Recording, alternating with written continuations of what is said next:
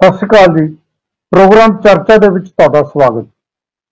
ਪਿਆਰੇ ਦਰਸ਼ਕੋ, ਪਿਛਲੇ ਬਹੁਤ ਦਿਨਾਂ ਤੋਂ ਲਗਾਤਾਰ ਸਿੱਖ ਜਗਤ ਦੇ ਵਿੱਚ 267 ਲਾਪਤਾ ਜੋ ਸ੍ਰੀ ਗੁਰੂ ਗ੍ਰੰਥ ਸਾਹਿਬ ਦੇ ਸਰੂਪ ਨੇ ਉਹਨਾਂ ਨੂੰ ਲੈ ਕੇ ਚਰਚਾ ਛਿੜੀ ਹੋਈ ਹੈ। ਲੋਕਾਂ ਦੇ ਮਨਾਂ 'ਚ ਰੋਸ ਹੈ।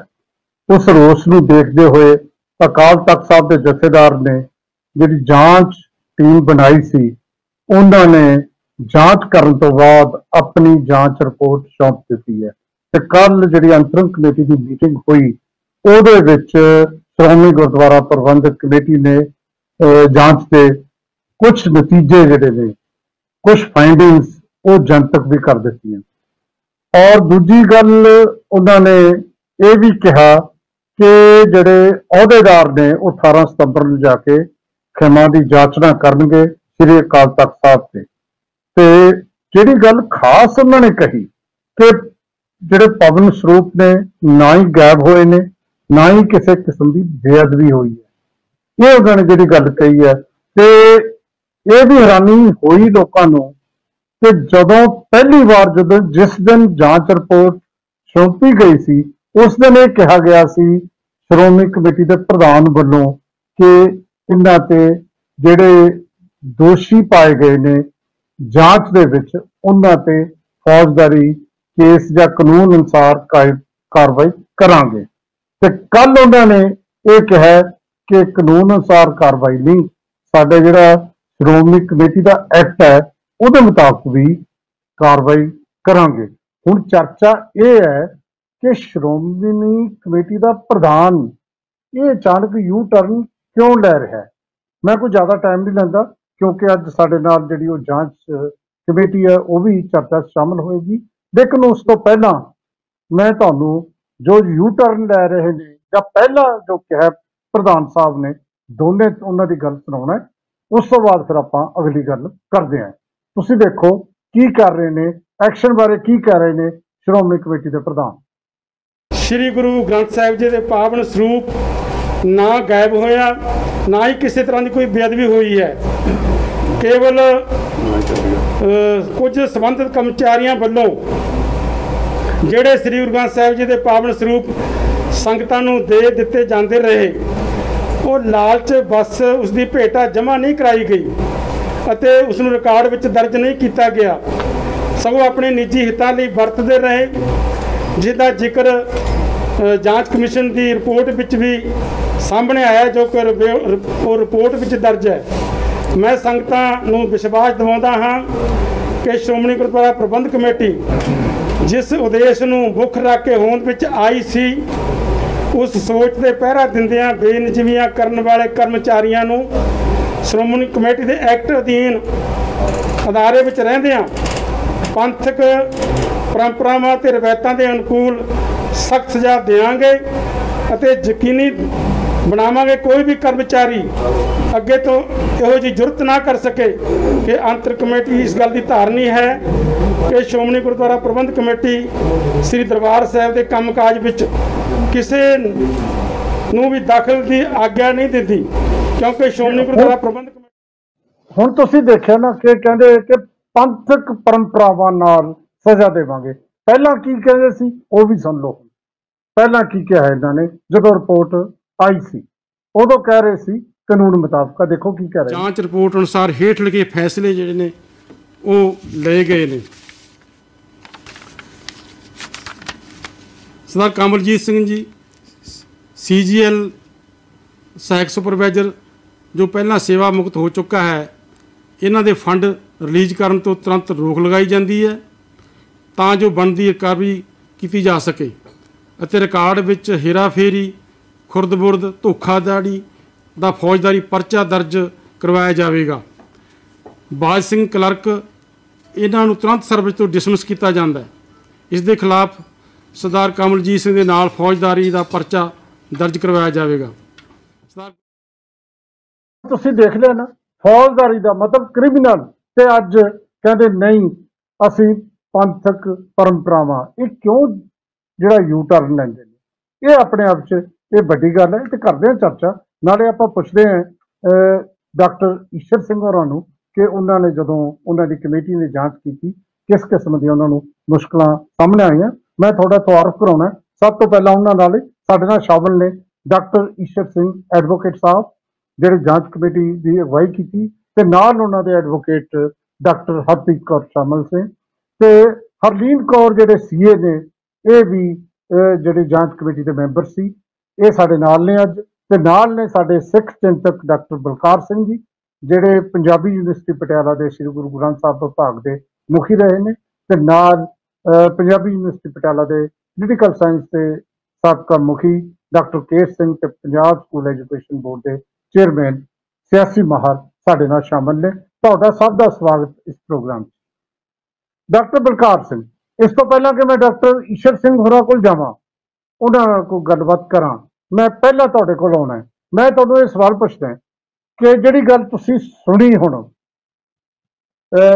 इन्हां दी प्रधान साहब दी लौंगोवाल साहब दी यू टर्न लिया 3 दिनां च उन्होंने यू टर्न ले लिया है ते जिहड़ा यू टर्न लै रहे ने इहते की टिप्पणी है तुहाडी एक सिख चिंतक के तौर पर की देखदे हो कि जांच कमेटी कुछ होर कहती है ते पहला वो फौजदारी केस दर्ज कराउण दी गल करदे ने हुण कुछ होर कह रहे ने, की है तुहाडी इहते टिप्पणी?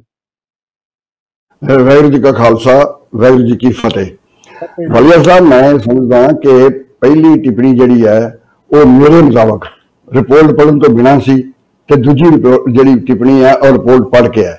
मैं दूजी टिप्पणी नाल समझदा, मैं इहनूं कोई यू टर्न नहीं समझदा। मैं समझदा कि पहला उन्होंने प्रधान वांगू फैसला ले लिया सी ते फिर जो संगती रिएक्शन आया उन्होंने उन्होंने रिस्पोंड करने की कोशिश की है। दोनों चीज़ां गलत भी हो सकती, ठीक हो सकती, ईशर सिंह होनी दसेंगे।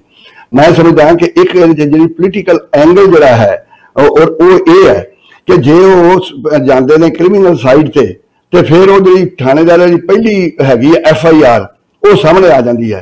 तो जो वो सामने आई उदों Sukhbir Singh Badal age home minister सामने आ जाएगा।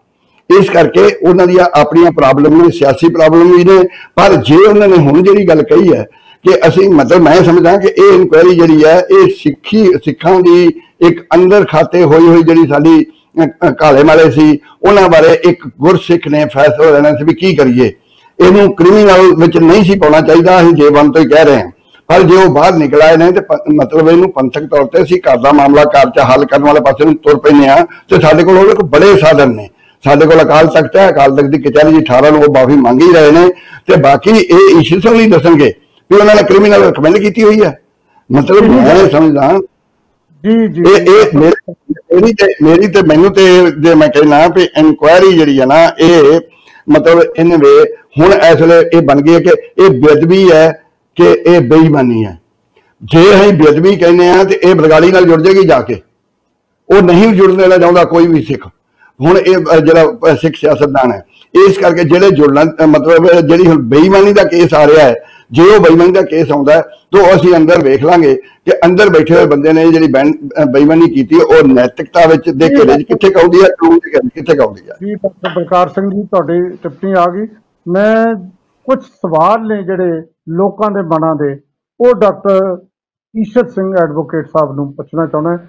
पहला सवाल तो यह है डॉक्टर ईशर सिंह जी कि तुसीं जदों जांच शुरू की उत्थे थोड़े नाल जिहड़े जस्टिस साबका जज सी हाई कोर्ट के नवेता सिंह वो कुछ दिन लिए थोड़े नाल, फिर वो अचानक उन्होंने कोई मजबूरी घर की दस के वो जांच तो पिछे हट गए। की उदों कारण तुहानूं लगदा है कोई तुहानूं सहयोग नहीं मिल रहा सी जां की कारण होया कि तुहाडे कल्ले ते जिम्मेवारी पै गई? वाहिगुरू जी का खालसा वाहिगुरू जी फतेह। वाजे साहब, गल तो इतनी सी कि जो जज साहब सन उन्हों की अपनी पर्सनल प्रॉब्लम सी ते उस कारण वो पिछे हट गए तो बाकी तो वो अच्छे तरीके नाल अपने बारे दस सकते हैं। तो वरना साडे मन च उन्होंने प्रति बड़ा सत्कार सी। असी उन्होंने टैलीफोन किया, मैं खुद जाके चिट्ठी दे के आया दास, खुद जाके 19 तरीक नूं उन्होंने सिंह साहब की चिट्ठी मैं फड़ा के आया तो दास तो उन्होंने सहयोगी सी।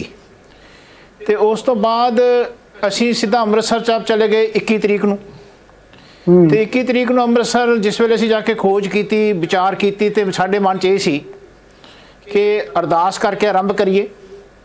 तो अरदास विच असीं शामिल होए, प्रसाद कराया। उस तो बाद असीं जिहड़े सानूं चाबियां मिलीਆਂ, सिंह साहब ने एक बहुत अच्छी काम की। उन्होंने काम किया कि सब तो पहला उन्होंने 14 तरीक नूं ही उन्होंने सारा रिकॉर्ड सील कर लिया। तो वो गल फिर जब चाबी साढ़े हत्थ च आई तो साढ़े मन च ये ख्याल से कि आपां जज साहब नाल पुछ लीए। तो जज साहब नाल जाके असीं विचार की। मैं कहा जी आपां हुण दसो किवें करिए। तो मैं उन्होंने कहा मैं रिकॉर्ड वगैरह देख लेना, तो असीं रिकॉर्ड लैके असीं चंडीगढ़ आ जाने। उन्होंने मन च ख्याल से कि आपां चंडीगढ़ ऑफिस बना लीए। तो वो असीं ऑफिस तैयार कर लिया पूरा सैनिटाइज करने तो बाद। असीं उत्थे सारा रिकॉर्ड ले आए। लियाउण तो बाद जिस वेले सिंह साहब नाल बेनती की, महाराज असीं जज साहब नाल बेनती कर रहे हैं, तो जज साहब ने कहा जी तुसीं सानूं थोड़ा जिहा टाइम दिओ, मेरे घर की थोड़ी जी प्रॉब्लम है, मेरे हत्थ 'च सੱਟ वजी है, मैं डिग्गी हुई हाँ, तो मैं नहीं आ सकते। तो असीं फिर एक दिन रात असीं रुके, चंडीगढ़ रुके, सारे रिकॉर्ड सी साडे कोल। फिर सानूं आए सीगा कि जदों ते आपां ऑन ग्राउंड नहीं जाते, पता नहीं करते, उदों ते आपां नूं गल दा पता नहीं लगना। फिर जज साहब तो असीं टैलीफोन दे उत्ते ही इजाजत लई कि असीं अमृतसर जाके आउणे आ। फिर असीं अमृतसर साहब जाके वो जिहड़ा भी सिस्टम सी उहनूं समझण दी कोशिश कीती। उदों तक जिस तरीके नाल पिछे हटे, उदों तक ਉਹ ਤੁਹਾਡੇ ਨਾਲ ਸੀ ਕਮੇਟੀ ਵਾਲੇ, ਉਹਨਾਂ ਨੇ ਛੱਡਿਆ ਨਹੀਂ ਸੀ? नहीं छड्डिया सी, रिजाइन नहीं कीता सी। साडे नाल ऑफिस आउण तक उन्हां दी प्रॉमिस सीगी। हाँ जी जी। ਤੇ ਕਿੰਨੇ ਦਿਨਾਂ ਬਾਅਦ ਉਸ ਤੋਂ ਬਾਅਦ ਜਦੋਂ ਤੁਸੀਂ ਗਏ? ਉਹ 24 ਤਰੀਕ ਨੂੰ ਉਹਨਾਂ ਦਾ ਰੈਸਿਗਨੇਸ਼ਨ ਆਇਆ ਜੀ। 24 ਨੂੰ ਆਇਆ, ਉਹਨਾਂ ਨੇ ਕੰਮ ਹੀ ਨਹੀਂ ਸ਼ੁਰੂ ਕੀਤਾ। ਕੰਮ ਹੀ ਤੁਸੀਂ ਜਿਵੇਂ ਤੁਸੀਂ ਕੰਟੀਨਿਊ ਕੀਤਾ ਹੈ ਕੰਮ ਤਾਂ ਐ ਸੀ ਨਾ, ਮੈਂ ਤਾਂ ਉਹਨਾਂ ਦਾ ਸਹਿਯੋਗੀ ਸੀ। ਜੀ ਜੀ। ਅਸੀਂ ਗੱਲਬਾਤ ਕਰਕੇ ਅਸੀਂ ਪਹਿਲਾਂ ਦੇਖੋ ਜਿਹੜੇ ਬੰਦੇ ਸਹਿਯੋਗੀ ਹੁੰਦੇ ਨਾ ਜੀ, ਉਹਨਾਂ ਦਾ ਜ਼ਿਆਦਾ ਜਵਾਬਦੇਹ ਹੁੰਦੇ। ਉਹਨਾਂ ਨੇ ਜਾ ਕੇ ਸਾਰਾ ਸਿਚੁਏਸ਼ਨ ਸਮਝਣਾ ਸੀ, ਬਿਕੋਜ਼ ਉਹ ਜਿਹੜਾ ਪਬਲਿਕੇਸ਼ਨ ਵਿਭਾਗ ਤੇ ਪ੍ਰੈਸ ਸੀ, ਉਹਨੂੰ ਜਦੋਂ ਤੱਕ ਤੁਸੀਂ ਪ੍ਰੋਪਰ ਸਮਝੋਗੇ ਨਹੀਂ ਤਾਂ ਅੱਗੇ ਤੁਸੀਂ ਕੀ ਵਿਚਾਰ ਕਰੋਗੇ, ਕਿਵੇਂ ਖੋਜ ਕਰੋਗੇ? ਤੁਹਾਨੂੰ ਇਹ ਲੱਗਦਾ, ਚਲੋ ਗੱਲ ਹੋ ਗਈ, ਤੁਹਾਨੂੰ ਡਾਕਟਰ ਈਸ਼ਰ ਸਿੰਘ ਇਹ ਲੱਗਦਾ ਜੇ ਗਿਆਨੀ ਹਰਪ੍ਰੀਤ ਸਿੰਘ ਉਸ ਵੇਲੇ ਸੀਲ ਨਾ ਕਰਦੇ ਤਾਂ ਜਿਵੇਂ ਪਹਿਲਾਂ ਟੈਂਪਰ ਹੋ ਰਿਹਾ ਸੀ ਰਿਕਾਰਡ, ਹੁਣ ਵੀ ਖਤਰਾ ਸੀ ਹੋ ਜਾਂਦਾ ਤੁਹਾਨੂੰ ਇਹ ਲੱਗਦਾ? ਦੂਜੀ ਗੱਲ, ਫਿਰ ਜਦੋਂ ਨਵੇਤਾ ਸਿੰਘ ਚਲੇ ਗਏ, ਫਿਰ ਤੁਸੀਂ ਡਾਕਟਰ ਹਰਪ੍ਰੀਤ ਔਰ ਹਰਲੀਨ ਕੌਰ ਹੋਰਾਂ ਨੂੰ ਆਪਣੇ ਨਾਲ ਜਿਹੜਾ ਹੈ ਸਹਿਯੋਗੀ ਦੇ ਤੌਰ ਤੇ ਲਿਆ। ਸਿੰਘ ਸਾਹਿਬ ਨੇ ਡਿਊਟੀਆਂ ਲਾਈਆਂ ਇਹਨਾਂ ਦੀਆਂ। ਅੱਛਾ, ਸਿੰਘ ਸਾਹਿਬ ਨੇ ਲਾਈਆਂ। ਚਲੋ ਜੀ, ਮੈਂ ਜਿਹੜਾ ਅਗਲਾ ਗੱਲ ਕਰਦਾ, ਮੈਂ ਬੜੀ ਡਿਟੇਲ ਚ ਜਿੰਨੀ ਕੁ ਡਿਟੇਲ ਅੱਜ ਜਨਤਕ ਕੀਤੀ ਹੈ, ਵੈਬਸਾਈਟ ਤੋਂ ਦੇਖੀ ਹੈ, ਜਿਵੇਂ ਤੁਸੀਂ ਕਮਲਜੀਤ ਦਾ ਜ਼ਿਕਰ ਕੀਤਾ, ਬਾਦ ਸਿੰਘ ਕਲਰਕ ਦਾ, ਜਾਂ ਕੱਲੇ ਕੱਲੇ ਦਾ ਤੁਸੀਂ ਜ਼ਿਕਰ ਕੀਤਾ, ਗੁਰਚੰਦ ਸਿੰਘ ਮੀਤ ਸਕੱਤਰ, ਦਲਵੀਰ ਸਿੰਘ ਹੈਲਪਰ, ਜਿਲਸਾਜ, ਕੁਲਜੀਤ ਸਿੰਘ, ਜਸਪ੍ਰੀਤ ਸਿੰਘ, ਸਤਿੰਦਰ ਸਿੰਘ ਮੀਤ ਸਕੱਤਰ, ਨਿਸ਼ਾਨ ਸਿੰਘ, ਮਨਜੀਤ ਸਿੰਘ ਸਕੱਤਰ, ਇਹ ਸਾਰਿਆਂ ਦੀ ਤੁਸੀਂ ਜਿਹੜਾ ਹੈ ਕੱਲੇ ਕੱਲੇ ਦਾ ਕੇਸ ਲੈ ਕੇ ਜਿਹੜਾ ਗੱਲ ਕੀਤਾ। ਮੇਰਾ ਪਹਿਲਾ ਤਾਂ ਸਵਾਲ ਹੈ ਕਿ ਜਦੋਂ ਤੁਸੀਂ ਇਹ ਕਰ ਰਹੇ ਸੀ, ਜਿਸ ਤਰ੍ਹਾਂ ਦੇ ਹਾਲਾਤ ਸ਼੍ਰੋਮਣੀ ਕਮੇਟੀ ਤੁਸੀਂ ਦੇਖੇ, ਜਿਸ ਤਰ੍ਹਾਂ ਦੇ ਸਾਨੂੰ ਪਤਾ ਹੈ, ਜਿਸ ਤਰ੍ਹਾਂ ਦੇ ਮੈਨੂੰ ਇਸ ਕਰਕੇ ਪਤਾ ਹੈ ਕਿ ਮੈਂ ਜਦੋਂ 2-3 ਇੰਟਰਵਿਊਜ਼ ਕੀਤੀਆਂ ਸੀ ਸਾਬਕਾ ਚੀਫ ਸੈਕਟਰੀ ਹਰਚੰਦ ਸਿੰਘਾਂ ਨਾਲ, ਉਹਨਾਂ ਦੇ ਅਨੁਸਾਰ ਉੱਥੇ ਜ਼ਿਆਦਾ ਵਧੀਆ ਹਾਲਾਤ ਨਹੀਂ ਸੀ। ਤੇ ਜਦੋਂ ਤੁਸੀਂ ਇਹ ਸਾਰਾ ਕੁਝ ਕਰ ਰਹੇ ਸੀ, ਦੋ ਸਵਾਲ, ਕੀ ਤੁਹਾਨੂੰ ਪੂਰਨ ਸਹਿਯੋਗ ਮਿਲਿਆ ਸ਼੍ਰੋਮਣੀ ਕਮੇਟੀ ਦੇ ਸਟਾਫ ਦਾ, ਜਾਂ ਤੁਸੀਂ ਸਾਰਾ ਕੁਝ ਹਰਪ੍ਰੀਤ ਔਰ ਹਰਲੀਨ ਦੀ ਮਦਦ ਨਾਲ ਹੀ ਕੀਤਾ? ਨਹੀਂ, ਪੂਰਾ ਸਹਿਯੋਗ ਦਿੱਤਾ ਉਹਨਾਂ ਨੇ। ਅਸੀਂ ਜਿਸ ਵੇਲੇ ਪਹਿਲਾਂ ਗਏ, ਉਹਨਾਂ ਨੂੰ ਪੂਰੇ ਇੰਸਟਰਕਸ਼ਨ ਸੀਗੇ ਕਿ ਇਹ ਜਿਹੜੀ ਜਾਂਚ ਹੋ ਰਹੀ ਹੈ ਇਹ ਸਿੰਘ ਸਾਹਿਬ, ਤਖਤ ਸਾਹਿਬ ਦੇ ਥਰੂ ਹੋ ਰਹੀ ਹੈ, ਤੇ ਉਸ ਨੂੰ ਮੁੱਖ ਰੱਖਦਿਆਂ ਹੋਇਆ ਅਸੀਂ ਜੋ ਵੀ ਰਿਕਾਰਡ ਮੰਗਦੇ ਸੀ ਸਾਨੂੰ ਮਿਲਦਾ ਸੀ, ਪਰ ਸਾਨੂੰ ਹਾਲੇ ਜ਼ਿਆਦਾ ਇੰਟੀਰੀਅਰ ਦਾ ਪਤਾ ਨਹੀਂ ਸੀਗਾ। ਉਹ ਵੀ ਸਾਨੂੰ ਹੌਲੀ ਹੌਲੀ ਕਰਦਿਆਂ ਕਿਉਂਕਿ 1 ਮਹੀਨਾ ਬਹੁਤ ਛੋਟਾ ਥੋੜਾ ਜਿਹਾ ਸਮੇਂ ਸੀ, ਜੇ ਸਮੇਂ ਕਿਤੇ ਥੋੜਾ ਜ਼ਿਆਦਾ ਹੁੰਦਾ ਸੀ ਹੋਰ ਡੈਪਥ ਵਿੱਚ ਚਲੇ ਜਾਂਦੇ। ਸਾਡੇ ਮਨ ਵਿੱਚ ਇਹ ਸੀਗਾ ਕਿ ਇੱਕ ਰਿਕਾਰਡ ਆਪਾਂ ਦੇਖੀਏ, ਜਿੱਥੋਂ ਦੀ ਇਹ ਪੇਪਰ ਖਰੀਦਦੇ ਨੇ ਮਹਾਰਾਜ ਦੇ ਸਰੂਪਾਂ ਵਾਸਤੇ, ਫਿਰ ਉਹ ਕਿਵੇਂ ਐਕਸੈਸ ਦਿੰਦੇ ਨੇ, ਉਸ ਐਕਸੈਸ ਤੋਂ ਫਿਰ ਕਿਵੇਂ ਬਾਈਂਡਿੰਗ ਤੱਕ ਜਾਂਦਾ ਪ੍ਰਿੰਟ ਹੋਣ ਤੋਂ ਬਾਅਦ, ਫਿਰ ਉੱਥੇ ਕੀ ਕੁਝ ਹੁੰਦਾ ਹੈ, ਜਿਹੜੀਆਂ ਦੋ ਰਿਕਾਰਡ ਰੱਖਦੇ ਨੇ। ਇਹ ਤੁਸੀਂ, ਮੈਂ ਤੁਹਾਨੂੰ ਤਾਂ ਵਿੱਚ ਕੱਟ ਰਿਹਾ ਕਿ ਜ਼ਿਆਦਾ ਇਨਫੋਰਮੇਸ਼ਨ ਚਾਹੁੰਦੇ ਹਾਂ ਅਸੀਂ। ਜਿਹੜੀਆਂ ਦੋ ਗੱਲਾਂ ਤੁਸੀਂ ਕਹੀਆਂ ਕਿ ਤੁਸੀਂ ਸਾਰਾ ਕੁਝ ਦੇਖਣਾ ਚਾਹੁੰਦੇ ਸੀ। ਜਦੋਂ ਤੁਸੀਂ ਇਹ ਰਿਪੋਰਟ ਸਬਮਿਟ ਕਰਾਈ ਉਦੋਂ ਬਾਅਦ ਇੱਕ ਹੋਰ ਗੱਲ ਆਈ ਕਿ 450 ਸਰੂਪ ਜਿਹੜੇ ਨੇ ਉਹ ਗਏ ਸੀ ਕੈਨੇਡਾ, ਪੂਰੀ ਬੱਸ ਗਈ ਸੀ, ਬੱਸ ਵੀ ਉੱਥੇ ਔਰ ਸਰੂਪ ਵੀ ਸਲਾਬੇ ਵੀ ਗਏ, ਬੱਸ ਉੱਥੇ ਵੇਚ ਦਿੱਤੀ ਗਈ ਔਰ ਇੱਥੇ ਇਹ ਸ਼ੋਅ ਕਰ ਦਿੱਤਾ, ਹਾਲਾਂਕਿ 8 ਲੱਖ ਰੁਪਈਆ ਵੀ ਚੈੱਕ ਕੈਸ਼ ਵੀ ਹੋ ਗਿਆ, ਇਹ ਵੀ ਕਹਿ ਦਿੱਤਾ ਗਿਆ ਬੱਸ ਦਾ ਐਕਸੀਡੈਂਟ ਹੋ ਗਿਆ। ਇਹ ਗੱਲ ਤੁਸੀਂ ਆਪਣੀ ਜਾਂਚ ਨਹੀਂ ਲਈ? ਨਹੀਂ ਆਈ ਉਹ ਨਾ ਸਾਨੂੰ ਉਹਨਾਂ ਨੇ ਦੱਸੀ। ਅਸੀਂ ਪੁੱਛਿਆ ਕਿ ਸਾਨੂੰ ਦੱਸੋ ਕਿ ਕਿੱਥੇ ਕਿੱਥੇ ਸਰੂਪ ਜਾ ਰਹੇ ਨੇ, ਤੁਹਾਡਾ ਰਿਕਾਰਡ ਕਿੱਥੇ ਕਿੱਥੇ ਹੈਗਾ। ਇਹ ਗੱਲ ਅਸੀਂ ਵੀ ਹੁਣੀ ਆ ਕੇ ਸੁਣੀ ਹੈ। ਜੇ ਕਿਤੇ ਸਾਡੇ ਕੋਲ ਟਾਈਮ ਹੁੰਦਾ, ਜੇ ਆਹ ਪ੍ਰਸ਼ਨ ਸਾਡੇ ਮੂਹਰੇ ਹੁੰਦਾ ਤੇ ਅਸੀਂ ਉਹਨਾਂ ਨੂੰ ਜ਼ਰੂਰ ਪੁੱਛਦੇ, ਤੇ ਸਾਨੂੰ ਨਾ ਇਹਨਾਂ ਰਿਕਾਰਡ ਦਿੱਤਾ ਉਸ ਦਾ, ਤੇ ਨਾ ਸਾਨੂੰ ਉਹਨਾਂ ਨੇ ਇਸ ਦੇ ਬਾਰੇ ਕੋਈ ਦੱਸਿਆ। ਇੱਕ ਹੋਰ ਵੀ ਗੱਲ ਹੈ, ਕੱਲਾ ਇਹਦੇ ਗੱਲ ਨਹੀਂ, ਇੱਕ ਬੱਸ ਸ਼੍ਰੋਮਣੀ ਕਮੇਟੀ ਦੀ ਜਿਹੜੀ ਇੰਡੀਆ ਦੇ ਵਿੱਚ ਥਾਂ ਥਾਂ ਤੇ ਯੂਪੀ 'ਚ, ਬਿਹਾਰ 'ਚ ਜਿੱਥੇ ਵੀ ਮੰਗ ਹੁੰਦੀ ਹੈ ਉੱਥੇ ਜਾਂਦੀ ਹੈ। ਕਿੰਨੇ ਸਰੂਪ ਗਏ, ਕਿੰਨੇ ਉਹਤੇ ਜਿਹੜਾ ਹੈ ਉਹਦਾ ਕੀ ਰਿਕਾਰਡ ਹੈ, ਉਹ ਵੀ ਨਹੀਂ ਤੁਹਾਨੂੰ ਦੱਸਿਆ ਗਿਆ। ਨਹੀਂ, ਜਿੱਥੇ ਜਿੱਥੇ ਸਰੂਪ ਗਏ ਸੀ ਉਹ ਤਾਂ ਉਹਨਾਂ ਦਾ ਰਿਕਾਰਡ ਦੇਖਿਆ, ਪਰ ਆ ਜਿਵੇਂ ਤੁਸੀਂ ਦੱਸ ਰਹੇ ਹੋ ਕਿ ਜਿਵੇਂ 450 ਸਰੂਪ ਗਏ ਨੇ ਤੇ ਆਏ ਉਹਨਾਂ ਦੇ ਬਾਹਰ ਜਾਂਦੇ ਰਹੇ, ਉਹ ਰਿਕਾਰਡ ਕੋਈ ਹੋਰ ਰੱਖਿਆ ਹੋਣਾ ਜਿਹੜਾ ਕਿ ਸਾਨੂੰ ਉਹਨਾਂ ਨੇ ਨਹੀਂ ਜਣਾਇਆ, ਨਹੀਂ ਦੱਸਿਆ। ਨਹੀਂ, ਚਲੋ ਮੇਰਾ ਪੁਆਇੰਟ ਹੋਰ ਸੀ। ਮੈਂ ਜਿਹੜੀ ਗੱਲ ਇਹ ਕਹਿ ਰਿਹਾ ਸੀ ਡਾਕਟਰ ਈਸ਼ਰ ਸਿੰਘ, ਕਿ ਜਿਹੜੀ ਇੰਡੀਆ ਵੀ ਇਹ ਤਾਂ ਬੱਸ ਕੈਨੇਡਾ ਚਲੀ ਗਈ, ਕੈਨੇਡਾ 에ਅਰਪੋਰਟ ਤੇ ਖੜੀ ਰਹੀ। ਨਹੀਂ, ਜੇ ਕੈਨੇਡਾ ਵੀ ਜਾਂਦੀ ਤਾਂ ਪਬਲਿਕ ਨਹੀਂ, ਮਾਫ ਕਰਨਾ, ਜੇ ਕੈਨੇਡਾ ਜਾ ਰਿਹਾ ਚਾਹੇ ਮਲੇਸ਼ੀਆ ਜਾ ਰਿਹਾ ਚਾਹੇ ਕਿਤੇ ਜਾ ਰਿਹਾ, ਉਹ ਪਬਲਿਕੇਸ਼ਨ ਵਿਭਾਗ ਤੋਂ ਜਾਣਾ ਚਾਹੀਦਾ ਹੈ। ਤੇ ਜਿਸ ਪਬਲਿਕੇਸ਼ਨ ਵਿਭਾਗ ਵਿੱਚ ਕੋਈ ਰਿਕਾਰਡ ਨਹੀਂ ਸੀ। ਇਹਦਾ ਮਤਲਬ ਤੁਹਾਨੂੰ ਪੂਰਾ ਸਹਿਯੋਗ ਨਹੀਂ ਮਿਲਿਆ ਜਿਹੜਾ ਤੁਸੀਂ ਕਹਿ ਰਹੇ ਹੋ ਕਿ ਸਾਨੂੰ ਉਹਨਾਂ ਨੇ ਪੂਰਾ ਸਹਿਯੋਗ ਦਿੱਤਾ। ਆਹ ਗੱਲ ਸੁਣ ਕੇ ਅਸੀਂ ਹੁਣ ਸਟੇਜ ਤੇ ਸੁਣ ਰਹੇ ਹਾਂ, ਇਹ ਗੱਲ ਸੁਣ ਕੇ ਸਾਨੂੰ ਲੱਗ ਰਿਹਾ ਕਿ ਇਹ ਸਾਨੂੰ ਉੱਥੇ ਥੋੜਾ ਜਿਹਾ ਇਹਨਾਂ ਨੇ ਪਿੱਛੇ ਹਟੇ, ਸਾਨੂੰ ਨਹੀਂ ਦੱਸਿਆ। ਜੀ, ਮੈਂ ਤੁਹਾਡੇ ਕੋਲ ਆਉਣਾ ਦੁਬਾਰਾ। ਮੈਂ ਤੁਹਾਡੇ ਸਹਿਯੋਗੀ ਐਡਵੋਕੇਟ ਹਰਪ੍ਰੀਤ ਕੌਰ ਨੂੰ ਇੱਕ ਸਵਾਲ ਕਰਦਾ ਹਾਂ, ਚਾਹੇ ਤੁਹਾਨੂੰ ਕਰਨਾ, ਪਰ ਕਿਉਂਕਿ ਤੁਹਾਡੇ ਸਹਿਯੋਗੀ ਨੇ ਇੱਥੇ ਵੀ ਉਹ ਜਵਾਬ ਦੇ ਸਕਣਗੇ। ਹਰਪ੍ਰੀਤ, ਜਦੋਂ ਤੁਸੀਂ ਇਹ ਕਰ ਰਹੇ ਸੀ, ਜਾਂਚ ਕਰ ਰਹੇ ਸੀ, ਉਸ ਵੇਲੇ ਕਿਤੇ ਨਾ ਕਿਤੇ ਲੋਕਾਂ ਦੇ ਮਨਾਂ 'ਚ ਸੀ ਕਿ ਜਾਂਚ ਆਮ ਤੌਰ ਤੇ, ਮਾਫ ਕਰਨਾ, ਆਮ ਤੌਰ ਤੇ ਕ੍ਰੈਡੀਬਿਲਿਟੀ, ਵਿਸ਼ਵਾਸਯੋਗਤਾ ਉੱਠੀ ਹੋਈ ਹੈ ਜਾਂਚ ਕਮਿਸ਼ਨਾਂ ਤੇ। ਬਹੁਤ ਸਾਰੇ ਲੋਕ ਤਾਂ ਇਹ ਕਹਿੰਦੇ ਨੇ ਕਿ ਜਾਂਚ ਕਮਿਸ਼ਨ ਬੈਠਦੇ ਨੇ, ਉੱਠਦੇ ਨਹੀਂ, ਲੇਕਿਨ ਇਹ ਤੁਸੀਂ ਵਿਦਨ ਟਾਈਮ ਕੀਤਾ। ਹਰਪ੍ਰੀਤ, ਤੁਹਾਡੇ ਆਪਦੇ ਮਾਨਸਿਕ ਤੌਰ ਤੇ ਕਿੰਨਾ ਕੁ ਪ੍ਰੈਸ਼ਰ ਸੀ ਕਿ ਤੁਸੀਂ ਇਹ ਕੰਮ ਕਰ ਰਹੇ ਹੋ, ਸਾਰੀ ਕੌਮ ਦੇਖ ਰਹੀ ਹੈ? प्रेशर तो बहुत ज़्यादा सीगा, क्योंकि एक छोटा सवाल नहीं, एक के पूरे कौम का सवाल सीगा। ये आवाज़ गूंज रही है। ये जी क्वेश्चन है, ये बहुत साडे लिए एक सेंसिटिव क्वेश्चन सीगा, क्योंकि ਇਹਦਾ जवाब जो है वैसे पूरी कौम ਨੂੰ देना सी, इस करके एक प्रेशर तो बहुत ज़्यादा सी। ਤੇ ਨਾਲੇ ਮੇਨ ਜਿਹੜੀ ਪ੍ਰੋਬਲਮ ਹੈ ਕਿ ਜਿਹੜੀ ਟਾਈਮ ਲਿਮਿਟ ਸੀਗਾ ਉਹ ਬਹੁਤ ਘੱਟ ਸੀਗਾ। ਜਦੋਂ ਜਿੱਦਾਂ ਅਸੀਂ ਅੰਦਰ ਗਏ ਉਦੋਂ ਸਾਨੂੰ ਲੱਗਿਆ ਕਿ ਇਹ ਇਸ ਤਰ੍ਹਾਂ ਨਹੀਂ ਹੈ ਕਿ ਅਸੀਂ ਸਿਰਫ ਰਿਕਾਰਡਸ ਦੇਖ ਕੇ ਸਾਨੂੰ ਪਤਾ ਲੱਗ ਜਾਏ ਕਿ ਕਿੰਨੇ ਮਹਾਰਾਜ ਦੇ ਸਰੂਪ ਘੱਟ ਨੇ। ਇਹ ਅੰਦਰ ਜਾਣ ਤੋਂ ਬਾਅਦ ਜਿੱਦਾਂ ਡੈਪਥ ਵਿੱਚ ਗਏ ਉਦਾਂ ਸਾਨੂੰ ਲੱਗਿਆ ਕਿ 1 ਮਹੀਨੇ ਦਾ ਟਾਈਮ ਬਹੁਤ ਘੱਟ ਆ। ਤਾਂ ਜਿੱਦਾਂ ਇੱਕ ਮਹੀਨੇ ਦਾ ਟਾਈਮ ਇੱਕ ਦਿਨ ਸਾਡਾ ਬੀਤਦਾ ਗਿਆ, ਉਦੋਂ ਸਾਡੇ ਉੱਪਰ ਪ੍ਰੈਸ਼ਰ ਬਹੁਤ ਜ਼ਿਆਦਾ ਸੀਗਾ ਕਿ ਹੁਣ ਜਿੱਦਾਂ ਇੱਕ ਸੀਮਿਤ ਟਾਈਮ ਤੇ ਅਸੀਂ ਇਸ ਨੂੰ ਰਿਪੋਰਟ ਨੂੰ ਸਬਮਿਟ ਕਰਨਾ ਆ। ਤਾਂ ਉਸ ਵੇਲੇ ਇਹ ਸੀਗਾ ਕਿ ਵੀ ਇੱਕ ਮਹੀਨੇ ਦਾ ਟਾਈਮ ਬਹੁਤ ਜ਼ਿਆਦਾ ਘੱਟ ਹੈ। ਹਰ ਚੀਜ਼ ਤੁਹਾਡਾ ਜਿਹੜਾ ਟਾਈਮ ਪ੍ਰੈਸ਼ਰ ਸੀ, ਡਾਕਟਰ ਈਸ਼ਰ ਸਿੰਘ, ਤੁਸੀਂ ਟਾਈਮ ਵਧਾ ਸਕਦੇ ਸੀ, ਤੁਸੀਂ ਟਾਈਮ ਦੀ ਐਕਸਟੈਂਸ਼ਨ ਲੈ ਸਕਦੇ ਸੀ, ਤੇ ਕਿ ਉਹ ਕੋਈ ਡੈਡਲਾਈਨ ਤੇ ਕਰਨਾ ਚਾਹੁੰਦੇ ਸੀ, ਕੋਈ ਖਾਸ ਗੱਲ ਸੀ? ਡਾਕਟਰ ਈਸ਼ਰ ਸਿੰਘ, ਮੈਂ ਤੁਹਾਨੂੰ ਪੁੱਛ ਰਿਹਾ।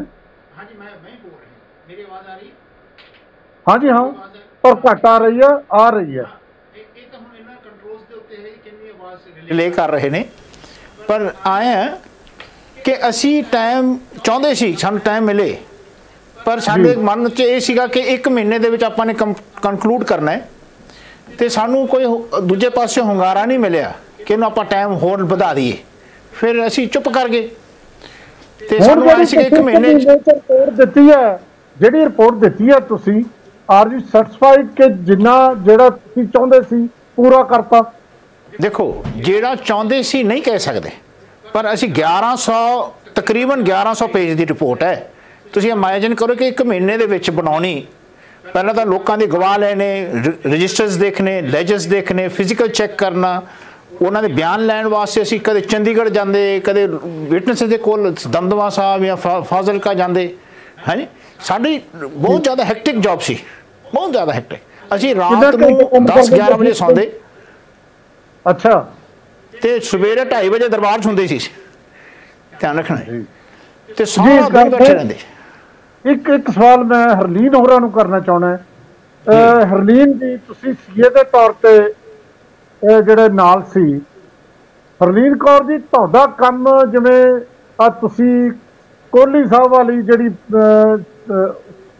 ਜਾਂਚ ਦੇ ਵਿੱਚ ਉਹਨਾਂ ਦਾ ਆਉਂਦਾ ਹੈ, ਤੁਹਾਨੂੰ ਕੋਈ ਕੰਮ ਇਸ ਤਰ੍ਹਾਂ ਵੰਡ ਕੇ ਦਿੱਤਾ ਸੀ ਕਿ ਤੁਸੀਂ ਰਿਕਾਰਡ ਹੀ ਚੈੱਕ ਕਰਨਾ, ਜਾਂ ਕਿ ਤੁਸੀਂ ਡਿਵੀਜ਼ਨ ਆਫ ਵਰਕ ਕਿਵੇਂ ਸੀ, ਤੁਹਾਡੇ ਕੋਲ ਕਿਹੜਾ ਕੰਮ ਸੀ? ਵਾਹਿਗੁਰੂ ਜੀ ਕਾ ਖਾਲਸਾ, ਵਾਹਿਗੁਰੂ ਜੀ ਕੀ ਫਤਿਹ ਜੀ। ਫਤਿਹ ਜੀ। ਅਸੀਂ ਕੰਮ ਇੱਦਾਂ ਵੰਡਿਆ ਨਹੀਂ ਹੋਇਆ ਸੀ, ਬਸ ਇਹ ਸੀਗਾ ਕਿ ਰਿਕਾਰਡ ਵੀ ਚੈੱਕ ਕਰਨਾ ਜ਼ਰੂਰੀ ਸੀਗਾ ਕਿ ਰਿਕਾਰਡ ਤੋਂ ਸਾਨੂੰ ਕੁਝ ਪਤਾ ਲੱਗ ਸਕਦਾ ਹੈ ਕਿ ਸਰੂਪ ਕਿੱਥੇ ਗਏ ਹੈ ਜਾਂ ਕਿੰਨੇ ਘੱਟ ਆ ਰਹੇ ਹੈ ਲੈਜਰਸ ਵਿੱਚ ਤੇ ਐਕਚੁਅਲ ਕਿੰਨੇ ਆ ਰਹੇ ਹੈ। ਤਾਂ ਕੰਮ ਕੁਝ ਐਸਾ ਨਹੀਂ ਸੀ ਕਿ ਵੰਡਿਆ ਹੋਇਆ ਸੀਗਾ, ਸਾਰਾ ਚੈੱਕ ਸਾਰੀ ਟੀਮ ਮਿਲ ਕੇ ਹੀ ਚੈੱਕ ਕਰਦੇ ਸੀਗੇ। ਜੀ ਜੀ, ਜੋ ਮਤਲਬ ਜਿਹੜਾ ਸਟਾਕ ਰਜਿਸਟਰ ਤਾਂ ਚਲੋ ਹਰਲੀਨ ਨੇ ਕਰ ਲਏ ਚੈੱਕ। ਡਾਕਟਰ ਈਸ਼ਰ ਸਿੰਘ, ਜਦੋਂ ਤੁਸੀਂ ਵੈਰੀਫਿਕੇਸ਼ਨ ਕਰਦੇ ਸੀ, ਸਟਾਕ ਵੈਰੀਫਿਕੇਸ਼ਨ, ਉਸ ਵੇਲੇ ਇਹ ਜਿਹੜਾ ਕੁਝ ਮਿਲਿਆ 328 ਸਰੂਪ, ਜਾਂ ਮੈਂ ਜਦੋਂ ਦੇਖ ਰਿਹਾ ਸੀ ਤਾਂ ਬਹੁਤ ਜ਼ਿਕਰ ਹੋਰਾਂ ਦਾ ਵੀ ਕੀਤਾ, ਇੱਕ ਤੁਸੀਂ ਇਹ ਕਿ ਵਾਧੂ ਕੁਝ ਜਿਹੜੇ 125 ਜਾਂ 61 ਛਾਪੇ ਗਏ, ਉਹ ਵਾਧੂ ਕੀ ਨੇ, ਜਦੋਂ ਛਪਦਾ ਉਹ ਪੰਨੇ ਵੱਧ ਛਪ ਜਾਂਦੇ ਸੀ, ਉਹ ਕੀ ਸੀ ਮਸਲਾ? ਉਹ ਆਏ ਸੀਗਾ ਜੀ ਕਿ ਜਿਸ ਵੇਲੇ ਇਹਨਾਂ 2018 ਦੇ ਵਿੱਚ ਇਹਨਾਂ ਨੇ ਆਡਿਟ ਕਰਨਾ ਕੀਤਾ, 2012, 13, 14, 15 ਦਾ ਇਹਨਾਂ ਦਾ ਪਹਿਲੇ ਤਾਂ ਐਵਰੀ ਈਅਰ ਆਡਿਟ ਹੋਣਾ ਚਾਹੀਦਾ ਸੀ, ਉਹ ਨਹੀਂ ਹੋਇਆ। ਜਦ ਕਿ ਜਦੋਂ ਤੁਸੀਂ ਆਡਿਟ ਐਵਰੀ ਈਅਰ ਨਹੀਂ ਕਰੋਗੇ, ਤੁਸੀਂ ਲੈਜਰਸ ਤੇ ਫਿਜ਼ੀਕਲ ਚੈਕਿੰਗ ਦੇ ਨਾਲ ਉਸ ਨੂੰ ਟੈਲੀ ਨਹੀਂ ਕਰ ਸਕਦੇ। ਤੁਸੀਂ ਜੇ ਲੈਜਰਸ ਸਿਰਫ ਆਪਣੇ ਟੈਲੀ ਦੇ ਨਾਲ ਮਿਲਾਉਂਦੇ ਰਹੋ ਤੇ ਫਿਜ਼ੀਕਲ ਚੈਕਿੰਗ ਤੁਹਾਡੀ ਹੋਵੇ ਨਾ, ਤੇ ਤੁਸੀਂ ਕਿਵੇਂ ਰਿਕਾਰਡ ਮੇਨਟੇਨ ਕਰ ਸਕਦੇ ਹੋ? ਆਡਿਟ ਕਿਵੇਂ ਹੋ ਸਕਦਾ ਹੈ? ਤੇ ਨਾ ਹੀ ਸੀਏ ਕੋਹਲੀ ਸਾਹਿਬ ਤੇ ਉਹਨਾਂ ਦਾ ਉੱਥੇ ਇੱਕ ਬੱਚਾ ਬੈਠਾ ਅਮਰਜੀਤ, ਤੇ ਉਹਨਾਂ ਦੇ ਹੀ ਕੋਲ ਇੱਕ ਹੋਰ ਬੱਚਾ ਸੀਗਾ ਸਤਿੰਦਰ ਸਿੰਘ, ਜਿਹੜੇ ਮੀਤ ਸਕੱਤਰ ਸਾਹਿਬ ਨੇ। ਇਹਨਾਂ ਦਾ ਇਹ ਕਹਿਣਾ ਸੀ ਕਿ ਅਸੀਂ ਤਾਂ ਬਸ ਆਪਣੇ ਟੇਬਲ ਤੇ ਬੈਠ ਕੇ ਸਾਈਨ ਕਰਦੇ ਹਾਂ ਜੀ, ਤੇ ਅਸੀਂ ਕਦੇ ਜਾ ਕੇ ਦੇਖਿਆ ਨਹੀਂ। ਮੈਂ ਉਹਨਾਂ ਨੂੰ ਕਿਹਾ, ਮਹਾਰਾਜ ਤੁਸੀਂ ਤਨਖਾਹ ਲੈਂਦੇ ਹੋ, ਤੁਸੀਂ ਗੁਰੂ ਕੇ ਦੇਣਦਾਰ ਹੋ, ਤੁਹਾਨੂੰ ਆਪ ਜਾ ਕੇ ਚੈੱਕ ਕਰਨਾ ਚਾਹੀਦਾ ਹੈ। ਤੇ ਉਹਨਾਂ ਨੂੰ 2 ਦਿਨ ਅੰਦਾਜ਼ਾ ਲਗਾਓ ਕਿ ਇਹ ਪਤਾ ਲਗਾਉਣ ਵਾਸਤੇ ਸਾਰੀ ਟੀਮ ਨੂੰ ਬਿਠਾ ਕੇ ਰੱਖਿਆ ਸੀ। 19/5/16 ਨੂੰ ਜਿਹੜਾ ਸ਼ਾਰਟ ਸਰਕਟ ਹੁੰਦਾ ਹੈ, ਤੁਸੀਂ ਗੁਰਦੁਆਰਾ ਰਾਮਸਰ ਵੀ ਗਏ, ਤੇ ਇੰਨੇ ਚਿਰ ਬਾਅਦ ਅਗਨ ਜਿਹੜੇ ਸਰੂਪ ਅਗਨ ਦੀ ਭੇਟ ਹੋ ਗਏ ਸੀ, ਉਹਨਾਂ ਦਾ ਜਾਂ ਸੰਸਕਾਰ ਕਰਨ ਵੇਲੇ ਉਹ ਸਾਰਾ ਕੁਝ ਉੱਥੇ ਜਦੋਂ ਰਿਕਾਰਡ ਕੋਈ ਨਹੀਂ, ਫਿਰ ਤੁਸੀਂ ਉਹਨੂੰ ਕਿਵੇਂ ਉਹਨਾਂ ਦੀ ਨਿਸ਼ਾਨਦੇਹੀ ਕੀਤੀ? ਕੁਐਸਚਨ ਗੱਲ ਤਾਂ ਇਹ ਸੀਗਾ ਕਿ ਜੀ ਜਿਸ ਵੇਲੇ 19/5/2016 ਦੀ ਗੱਲ ਆਈ, ਤੇ ਅਸੀਂ ਉੱਥੋਂ ਦੇ ਜਿੰਨੇ ਵੀ ਸਿੰਘ ਸੀ, ਪਬਲੀਕੇਸ਼ਨ ਵਿਭਾਗ ਤੋਂ ਸ਼ੁਰੂ ਕੀਤਾ ਪਹਿਲਾਂ, ਉਹਨਾਂ ਦੇ ਜਿਹੜੇ ਕਰਮਚਾਰੀ ਸਨ, ਤੇ ਅਸੀਂ ਉਹਨਾਂ ਨੂੰ ਸੁਣ ਕੇ, ਉਹਨਾਂ ਨੇ ਮਿਥੀ ਹੋਈ ਸੀ ਗੱਲ ਕਿ ਅਸੀਂ ਦੱਸਣਾ ਨਹੀਂ ਹੈ, ਮਿਥੀ ਹੋਈ ਸੀ, ਪਤਾ ਲੱਗ ਰਿਹਾ ਸੀ ਉਹਨਾਂ ਦੇ ਮਨਾਂ ਵਿੱਚ ਇਹ ਸੀ ਕਿ ਜੇ ਅਸੀਂ ਗੱਲ ਕਹਿਤੀ ਪਤਾ ਨਹੀਂ ਕੀ ਹੋਏਗਾ। ਤੁਸੀਂ ਇਮੈਜਿਨ ਕਰੋ ਕਿ ਉੱਥੋਂ ਦਾ ਇੱਕ CGL ਹੈ ਜਿਹੜਾ ਅਥਾਰਟੀ ਰੱਖਦਾ ਹੈ ਕਿ ਸਾਰੇ ਰਿਕਾਰਡਸ ਉਹਨੇ ਚੈੱਕ ਕਰਨੇ ਆ, ਮੇਨਟੇਨ ਕਰਨੇ ਆ, ਜੇ ਕਿਤੇ ਘੱਟ ਵੱਧ ਹੈ ਤੇ ਉਹਦਾ ਰਾਈਟ ਆਫ ਕਰਨਾ ਹੈ, ਉਹਦਾ ਅਧਿਕਾਰ ਹੈ। ਉਸ ਆਪਣਾ 20 ਤਰੀਕ ਨੂੰ ਉਹ ਬੰਦਾ ਰਿਲੀਵ ਹੋ ਗਿਆ, ਜਿਸ ਵੇਲੇ 20/5/2020 ਨੂੰ ਰਿਲੀਵ ਕੀਤਾ, ਤੇ ਅਸੀਂ ਉਹਨਾਂ ਨੂੰ ਇਹ ਗੱਲ ਕਹੀ ਕਿ ਤੁਸੀਂ ਬੰਦੇ ਨੂੰ ਰਿਲੀਵ ਕਰਤਾ, ਉਸ ਵੇਲੇ 267 ਸਰੂਪ ਤੁਸੀਂ ਕੱਢ ਰਹੇ ਹੋ, ਅਸੀਂ ਨਹੀਂ ਕੱਢਿਆ। ਜੇ ਤੁਸੀਂ ਕੱਢ ਰਹੇ ਹੋ ਤੇ ਉਸ ਵੇਲੇ ਤੁਹਾਨੂੰ ਪੁੱਛਣ ਦਾ ਇਰਾਦਾ ਉਸ ਬੰਦੇ ਦੀ, ਤੁਸੀਂ ਰਿਟਾਇਰਮੈਂਟ ਰੋਕ ਦੇ। ਧਿਆਨ ਰੱਖਣਾ, ਤੁਹਾਨੂੰ ਆਪਣੇ ਵੱਲੋਂ ਤਨਖਾਹ ਦੇ ਕੇ ਰੱਖਣਾ ਚਾਹੀਦਾ ਜਦੋਂ ਕਿ ਤੁਹਾਡੀ ਪੂਰੀ ਗੱਲਬਾਤ ਨਹੀਂ ਹੁੰਦੀ। ਧਿਆਨ ਰੱਖਣਾ। ਇਸੇ ਤਰ੍ਹਾਂ ਆ ਮੀਤ ਸਕੱਤਰ ਸਾਹਿਬ ਜਿਹੜੇ ਸੀ ਉੱਥੇ ਇਸ ਵੇਲੇ, ਗੁਰਬਚਨ ਸਿੰਘ ਜੀ, ਅਸੀਂ ਬੇਨਤੀ ਕਰਕੇ ਉਹਨਾਂ ਨੇ ਮੰਨੀ ਵੀ ਹੈ ਸਾਡੀ ਗੱਲ। ਉਹਨਾਂ ਰਿਟਾਇਰਮੈਂਟ ਹੋ ਰਿਹਾ ਸੀ ਤੇ ਉਹਨਾਂ ਨੂੰ ਅਸੀਂ ਰੋਕਿਆ ਕਿ ਮੈਂ ਕਿਹਾ ਜਦੋਂ ਤੱਕ ਜਾਂਚ ਨਹੀਂ ਹੁੰਦੀ ਤੁਸੀਂ ਇਹਨਾਂ ਨੂੰ ਤਨਖਾਹ ਬੇਸਿਕ ਦਿਓ, ਪਰ ਇਹ ਸਿੰਘ ਦਾ ਸਾਡੇ ਕੋਲ ਰਹਿਣਾ ਜ਼ਰੂਰੀ ਹੈ। ਤੇ ਉਸ 19/5 ਦੀ ਗੱਲ ਜਿਹੜੀ ਸੀ ਘਟਨਾ, ਅਸੀਂ ਜਾ ਕੇ ਪੁੱਛਣ ਦੀ ਕੋਸ਼ਿਸ਼ ਕੀਤੀ, ਲੈਜਰਸ ਦੇਖੇ, ਅਸੀਂ ਇੰਨੇ ਐਸਟੋਨਿਸ਼ ਹੋ ਗਏ ਕਿ 19/5/2016 ਨੂੰ ਆਂਤਰਿਕ ਕਮੇਟੀ ਦੀ ਮੀਟਿੰਗ ਵੀ ਸੀ ਜਿਹਦੇ ਵਿੱਚ ਸਾਰੇ ਪ੍ਰਧਾਨ ਸਾਹਿਬ ਯਾਨੀ ਸਕੱਤਰ ਸਾਰੇ ਲੋਕ ਆਏ ਹੋਏ ਸੀ। ਜਿਸ ਵੇਲੇ ਉਹਨਾਂ ਨੂੰ ਪਤਾ ਲੱਗਿਆ ਉਹ ਵੀ ਔਨ ਗਰਾਊਂਡ ਪਹੁੰਚੇ, ਜਿੱਥੇ ਵਾਰਦਾਤ ਹੋਈ ਸੀ ਉੱਥੇ ਖੁਦ ਪਹੁੰਚੇ। ਤੁਸੀਂ ਇਮੇਜਿਨ ਕਰੋ ਕਿ ਕਿਸੇ ਵੀ ਆਂਤਰਿਕ ਕਮੇਟੀ ਦੇ ਸਿੰਘ ਨੇ, ਪ੍ਰਧਾਨ ਸਾਹਿਬ ਨੇ, ਜਾਂ ਉਸ ਵੇਲੇ ਜਿੰਨੇ ਸਕੱਤਰ ਯਾਨੀ ਸੰਬੰਧਿਤ ਸਨ ਇਸ ਡਿਪਾਰਟਮੈਂਟ ਦੇ ਨਾਲ, ਤੇ ਉਹਨਾਂ ਦਾ ਫਰਜ਼ ਬਣਦਾ ਸੀ ਕਿ ਸਭ ਤੋਂ ਪਹਿਲਾਂ ਕਿੰਨੇ ਸਰੂਪ ਉੱਥੋਂ ਤੁਹਾਡੇ ਯਾਨੀ ਅਗਨ ਭੇਟ ਹੋਏ, ਪਾਣੀ ਦੇ ਨਾਲ ਕਿੰਨੇ ਨੁਕਸਾਨੇ ਗਏ, ਉਹਨਾਂ ਦੇ ਉੱਤੇ ਇੱਕ ਸਪੈਸ਼ਲ ਨੰਬਰ ਹੁੰਦਾ ਹੈ ਗੁਰੂ ਗ੍ਰੰਥ ਸਾਹਿਬ ਜੀ ਦੇ ਉੱਤੇ, ਜੋ ਸੀਰੀਅਲ ਨੰਬਰ ਹੁੰਦਾ ਹੈ। ਇਮੇਜਿਨ ਕਰੋ ਕਿਸੇ ਦਾ ਸੀਰੀਅਲ ਨੰਬਰ ਪ੍ਰੋਪਰ ਗਿਣਤੀ ਕਿਸੇ ਵੀ ਲੈਜਰ ਦੇ ਉੱਤੇ ਐਂਟਰ ਨਹੀਂ ਹੈ। Can you imagine? ਫਿਰ ਨਾ CGL ਨੇ ਉਸ ਨੂੰ ਰਾਈਟ ਐਫ ਕੀਤਾ। ਫਿਰ ਉੱਥੋਂ ਇੱਥੇ ਗੱਲ ਖਤਮ ਨਹੀਂ ਹੋਈ। ਇਹ ਮਹਾਰਾਜ ਦੇ ਸਰੂਪ ਜਿਸ ਵੇਲੇ ਉੱਥੋਂ ਗੋਬਿੰਦਵਾਲ ਸਾਹਿਬ ਲੈ ਕੇ ਜਾਂਦੇ ਨੇ ਤੇ ਗੋਬਿੰਦਵਾਲ ਸਾਹਿਬ ਦੇ ਵਿੱਚ ਇਹਨਾਂ ਨੇ ਉਹ ਲੈਜਰ ਦੇ ਵਿੱਚ ਅਸੀਂ ਦੇਖਿਆ ਜਾ ਕੇ, ਉਹ ਲੈਜਰ ਦੇ 2 ਅੰਗ ਨਹੀਂ ਹੈ। ਯਾਨੀ 19/5/2016 ਦੀ ਜਿਹੜੀ ਐਂਟਰੀ ਸੀ ਉਹ ਵੀ ਨਹੀਂ ਹੈ, ਟੈਂਪਰਡ ਹੈ। ਧਿਆਨ ਰੱਖ। ਅਸੀਂ ਜਦ ਜਾ ਕੇ ਬੜੇ ਐਸਟੋਨਿਸ਼ ਹੋਏ ਤੇ ਮੈਂ ਕਿਹਾ ਸਾਰੇ ਲੈਜਰ ਸਾਨੂੰ ਦਿਓ, ਤੇ ਲੈਜਰਸ ਉਹਨਾਂ ਤੋਂ ਲੈ ਕੇ ਆਏ, ਦੇਖਿਆ, ਵਾਚਿਆ ਬਹੁਤ ਤਰੀਕੇ ਨਾਲ। ਜਿਹੜੇ ਬਾਈਂਡਰ ਹੁੰਦੇ ਨੇ ਉਹਨਾਂ ਨੂੰ ਦਿਖਾਇਆ ਰਜਿਸਟਰ ਕਿ ਜੀ ਇਹ ਪੇਪਰ ਕਾਊਂਟ ਕਰੋ, ਹਰ ਕਾਊਂਟ ਦੇ ਵਿੱਚ ਕਿੰਨੇ ਘੱਟ ਵੱਧ ਹੋ ਰਹੇ ਨੇ, ਤੇ ਇੱਥੋਂ ਜਿਹੜੇ ਫਟੇ ਹੋਏ ਨੇ ਤੇ ਪਿਛਲੇ ਪਾਸੇ ਜਿਹੜੇ ਪੇਪਰ ਨੇ ਉਹਦੀ ਕੀ ਪੋਜੀਸ਼ਨ ਹੈ। ਉਹ ਜਦੋਂ ਸਾਰੇ ਦੇਖੇ, ਵੀ ਹੈਡ ਐਨ ਆਬਜੈਕਸ਼ਨ। ਧਿਆਨ ਰੱਖਣਾ। ਅਸੀਂ ਉਹਨਾਂ ਨੂੰ ਬੇਨਤੀ ਵੀ ਕੀਤੀ ਕਿ ਜੀ ਤੁਸੀਂ ਐਂਟਰ ਕਿਉਂ ਨਹੀਂ ਕੀਤੇ। ਉਹ 2 ਟਾਈਮ ਐਂਟਰ ਕਰਦੇ ਨੇ, ਇੱਕ ਤਾਂ ਜਿਸ ਵੇਲੇ ਸੰਗਤਾਂ ਲੈ ਕੇ ਆਉਂਦੀਆਂ ਨੇ, ਉਸ ਤੋਂ ਬਾਅਦ ਉੱਥੇ ਜਿਸ ਵੇਲੇ ਸੰਸਕਾਰ ਕਰਦੇ ਨੇ, ਅਗਨ ਭੇਟ ਕਰਦੇ ਨੇ, ਉਸ ਦਿਨ ਦਾ ਵੀ ਉਹਨਾਂ ਕੋਲ ਲੈਜਰ ਹੈ, ਰਿਕਾਰਡ ਰੱਖਿਆ ਜਾਂਦਾ। ਬਿਲਕੁਲ ਤੁਹਾਡੀ ਗੱਲ ਠੀਕ ਹੈ। ਤੇ ਉਹ ਦੋਨੋਂ ਲੈਜਰਸ ਦੇ ਵਿੱਚ ਉਹ ਐਂਟਰੀ ਨਹੀਂ ਹੈ। ਤੇ ਇੰਨੇ ਐਸਟੋਨਿਸ਼ ਹੋਏ। ਰਿਪੋਰਟ 'ਚ ਆ ਗਿਆ ਜੀ। ਮੈਂ ਨਾ ਅਸਲ ਤੋਂ 2-3 ਹੋਰ ਸਵਾਲ ਨੇ, ਸਾਡੇ ਕੋਲ ਵਕਤ ਘੱਟ ਹੈ, ਸਵਾਲ ਜ਼ਿਆਦਾ ਨੇ।